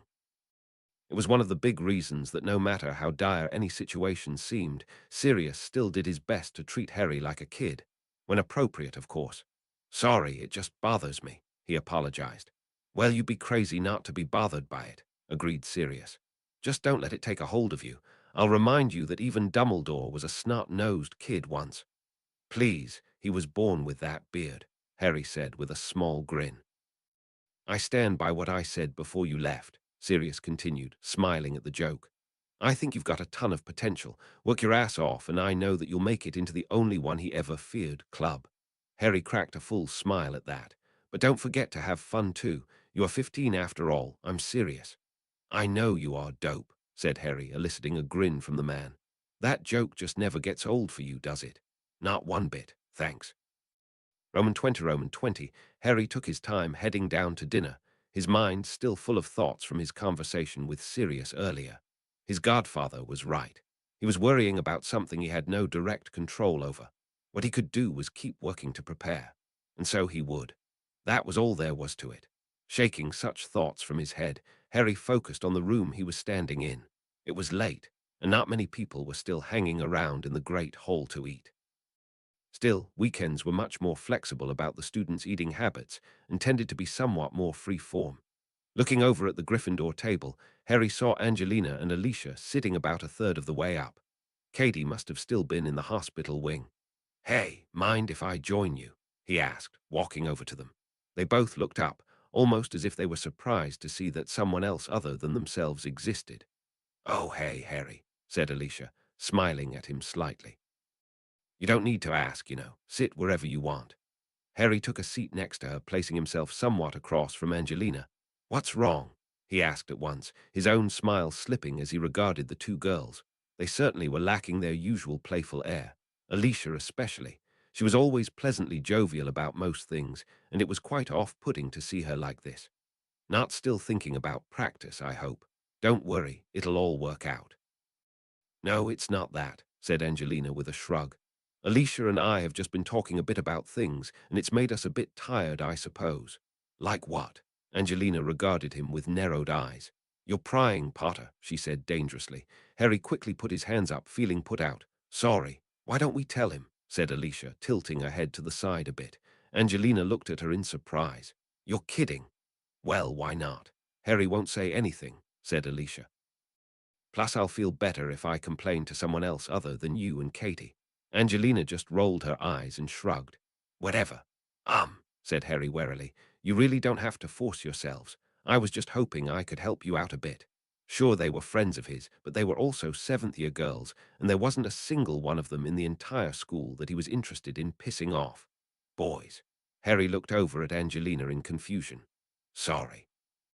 Boys, Harry, she repeated, the telltale signs of her Quidditch captain Angelina attitude showing through. We're having problems with boys. Two in particular, added Alicia, who looked equally annoyed. Two very similar boys, with annoyingly similar qualities, like being extremely secretive and not spending time with us, and pretending like there isn't a problem. Harry was doing his best not to back away from them as they became progressively more incensed. Over the past year, they've been getting distant. Not a lot at first, but it's so apparent now, and we have no idea why it's happening. You don't understand, Harry, said Angelina, avoiding his eyes when he turned to look at her. Over the summer and so far this year, they've barely talked to us outside of practice and class. It's so much worse than it was last year. We used to talk all the time, school or not. The worst part is that we don't know what we did, and they won't talk to us about any of it. Like there isn't a problem to begin with. When they do spend time with us, it's like nothing happened in the first place. It's frustrating. Staring at the two depressed girls, Harry suddenly felt a sinking sensation in the pit of his stomach. It couldn't be. Where do they go when they aren't in class or at practice? He found himself asking. Both girls shrugged. No idea, said Alicia. They've never felt like sharing it with us. Harry sighed heavily. Thinking about it, there was no doubt what was happening. It wasn't really his place to tell, but he wasn't about to let them suffer for the twins' distractedness. They're probably in their workshop, he said after a second, making the two girls look at him sharply. What workshop? They chorused. Well, they have to have one, don't they? He replied, looking between them. You know, the place where they make all of their joke products. The looks they were giving him were a sure sign that they hadn't been informed of the twins' ultimate objectives. So, they've decided that their joke items are more important than us. What did either of us do to deserve that? It was so much worse that Alicia was the one to say it. Angelina could have quite the temper about her, but Alicia was far more soft-spoken. It was due to that her words seemed to carry such weight to them. Not really, and nothing, I'm sure, said Harry hastily. He hesitated, but ploughed on, albeit in a markedly hushed voice. It's always been their life dream to start a joke shop. They've put years and years into it. Who knows when they actually started it? It isn't right that they're being like that to either of you, but I don't think they can help it to an extent. Plus, he added, looking guiltily at the table, their recent behavior is most likely my fault. How? Asked Angelina after a few seconds. Alicia was watching him with a frown as well. Give them my winnings from the tournament last year, he admitted. I assume it sped up their plans more than they ever dreamed. I can only imagine the kinds of things they can make now that they can get the ingredients they really want. 1,000 galleons probably goes a long way. Silence, then. That's what's been going on, said Alicia blankly. Then she started laughing, leaning on the table for support. Angelina just slumped onto the table, leaning her chin on her arms. Thank goodness, she muttered. I was sure it was something we did. Turns out they were just being idiots. They can be a bit too obsessed for their own good, though that's what makes them brilliant, I suppose, mused Alicia. She stood up and gave Harry a quick squeeze around the shoulders. Thanks, Harry. We need to go find them and straighten this out. Angelina echoed her. Oh, wait, before you go. The girls turned to him curiously. Which one? They looked confused for a second before realizing what he was asking. Said Alicia. George, said Angelina. At least we think so, they chorused. Harry laughed at that. Right, well, good luck then. He watched them go, their cheerful attitude back in full blast as they passed through the doors of the great hall.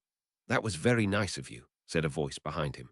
Harry jumped a bit and turned to find himself facing none other than Luna. She must have walked over from the Ravenclaw table, but whenever that had happened, he had no idea. Oh, hey, Luna, how have you been? He asked. Her robes were open in a casual manner, and her hair was done up in a weird loose braid that was hanging over her right shoulder, a product of idle hands as opposed to a conscious decision. I'm doing very well, thank you for asking, she replied with a nod. How about you? A bit crazy, but I'm managing, he shrugged. Hey, have you eaten yet? I still haven't managed it, even though I've been here for a bit. Would you like to eat with me? Luna looked confused.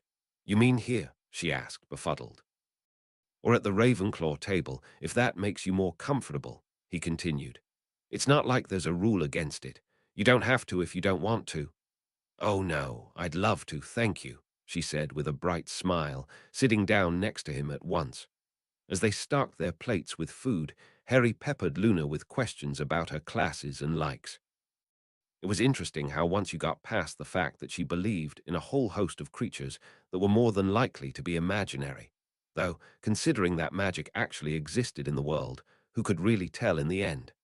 As well as some bizarre conspiracy theories, Luna was a fairly regular girl, albeit quirky. She liked dressing up, dancing, and singing. Her two favorite subjects were astronomy and ancient runes. In her spare time at the castle, she did a lot of wandering, looking for new and interesting things to either write about in a journal or sketch out on a piece of parchment. She also loved being a Ravenclaw and enjoyed learning new things of all sorts. Harry also found out that she only lived with her father. Her mother had died in a rather bad spell accident a couple years before she began attending Hogwarts. This was where her ability to see the Strals came from. "I'm really sorry to hear that," he said sadly when she brought it up. True, he had never known his mother, but he couldn't ever imagine how horrible it would be to actually have one and then lose her forever. "Yes, I still miss her quite a lot," said Luna, tracing small, swirly lines through her remaining melted ice cream. "I get sad when I think about her, but I've got so much good to remember her by that I can't help but smile at the same time. She made me this too," she added, pulling the butterbeer cap necklace out from under her shirt and holding it up for him to examine. Harry touched one of the caps and was shocked to find it incredibly soft, as if it were made of cotton or something even lighter. "What the—" "Mum charmed it so that it wouldn't feel like metal," she explained, tucking it away. "It's comfortable to wear, so I never take it off." "That's really nice," said Harry. "All I've got are a couple pictures to remember my mum by." "Well, remember isn't really the right word. More like acquaint myself with her image. I've heard she was nice, though." Harry had a good bit to remember his dad by, the cloak, the map, even his patroness, but nothing of his mother's. What about the house they had been living in when Voldemort attacked? What had happened to the things there? Had they been discarded? Moved to his father's vault? Did someone else live there now, his past there nothing more than a story? Was the house even standing? What kind of power did a rebounded killing curse have anyway? Why didn't anyone talk to him about these things? "Harry, is everything all right?" asked Luna. Harry shook his head and pulled himself back to reality. There was no point in dwelling on such things. There never was, really. What good would come of it anyway? It was a fight against everyone and everything that he just wasn't willing to have. Luna was looking at him in obvious concern. "Yeah, I'm fine," he said quickly. The ceiling of the great hall was casting the orange glow of sunset over them. Looking around, Harry found that they were the last two people in the hall. How long had they been sitting there? Even everything on the tables had been cleaned up, only their plates were still there. "Shall we go? It's getting late." "Ah, all right," said Luna, looking a bit sad. "That was a fun conversation. I hope we can have another one soon." "Of course, it's not like we don't go to the same school," said Harry with a chuckle. Luna was nice, overwhelmingly pleasant and serene, though still fun to talk to about pretty much anything. She simply didn't see him as anything more than a boy who went to her school. It was an interesting feeling. He stopped in the middle of the entrance hall, looking out the doors to the grounds. When the weather was still somewhat warm like this, they didn't close until nearly curfew. "Hey, Luna." Luna turned back to him, one foot on the marble staircase. "Yes." Even without those 3 classes he was now skipping, he still had a lot of work to get done. He also did his most intense spell-casting training in the late evening, not to mention Hermione would probably berate him a bit for being reckless with his work again. Yes, he really should get back to everything. Fortunately, he wasn't the most responsible person at times. "Want to go exploring?" One excited smile and a nod from the girl made it all worth it. Roman 20, Harry returned to the common room after midnight. He had ended up wandering the grounds with Luna until nearly 11 before either of them realized what time it was, and they knew they had to get back before anyone caught them lest they get detention. Harry got Luna back to her common room without incident, after which he went to the room to do some end-of-the-day spell casting, just to get it out of his system. It always felt quite good to let off some magic. Of course, he didn't go too far. He still needed to get back to the common room after all. At first glance, the Gryffindor common room was empty, but a second look around revealed Ron and Hermione over in the seats by the fire. The reason he hadn't seen them was because Hermione was laying out on the couch with a book and Ron was actually on the floor in front of all the seats with his work spread out before him. The coffee table had been pushed out of the way. Or levitated, considering that it was solid oak, heavy stuff. "Harry, there you are," said Hermione as she spotted him. She bookmarked her spot and sat up. "Why were you out so late?" "I was practicing my casting," he said with a shrug. "Feels good to let off a bit of steam. Sometimes I just want to blast something." "Well, if you've got the energy," said Ron, not looking up from his work. It appeared that he finally got past his personal frustrations and was back to normal,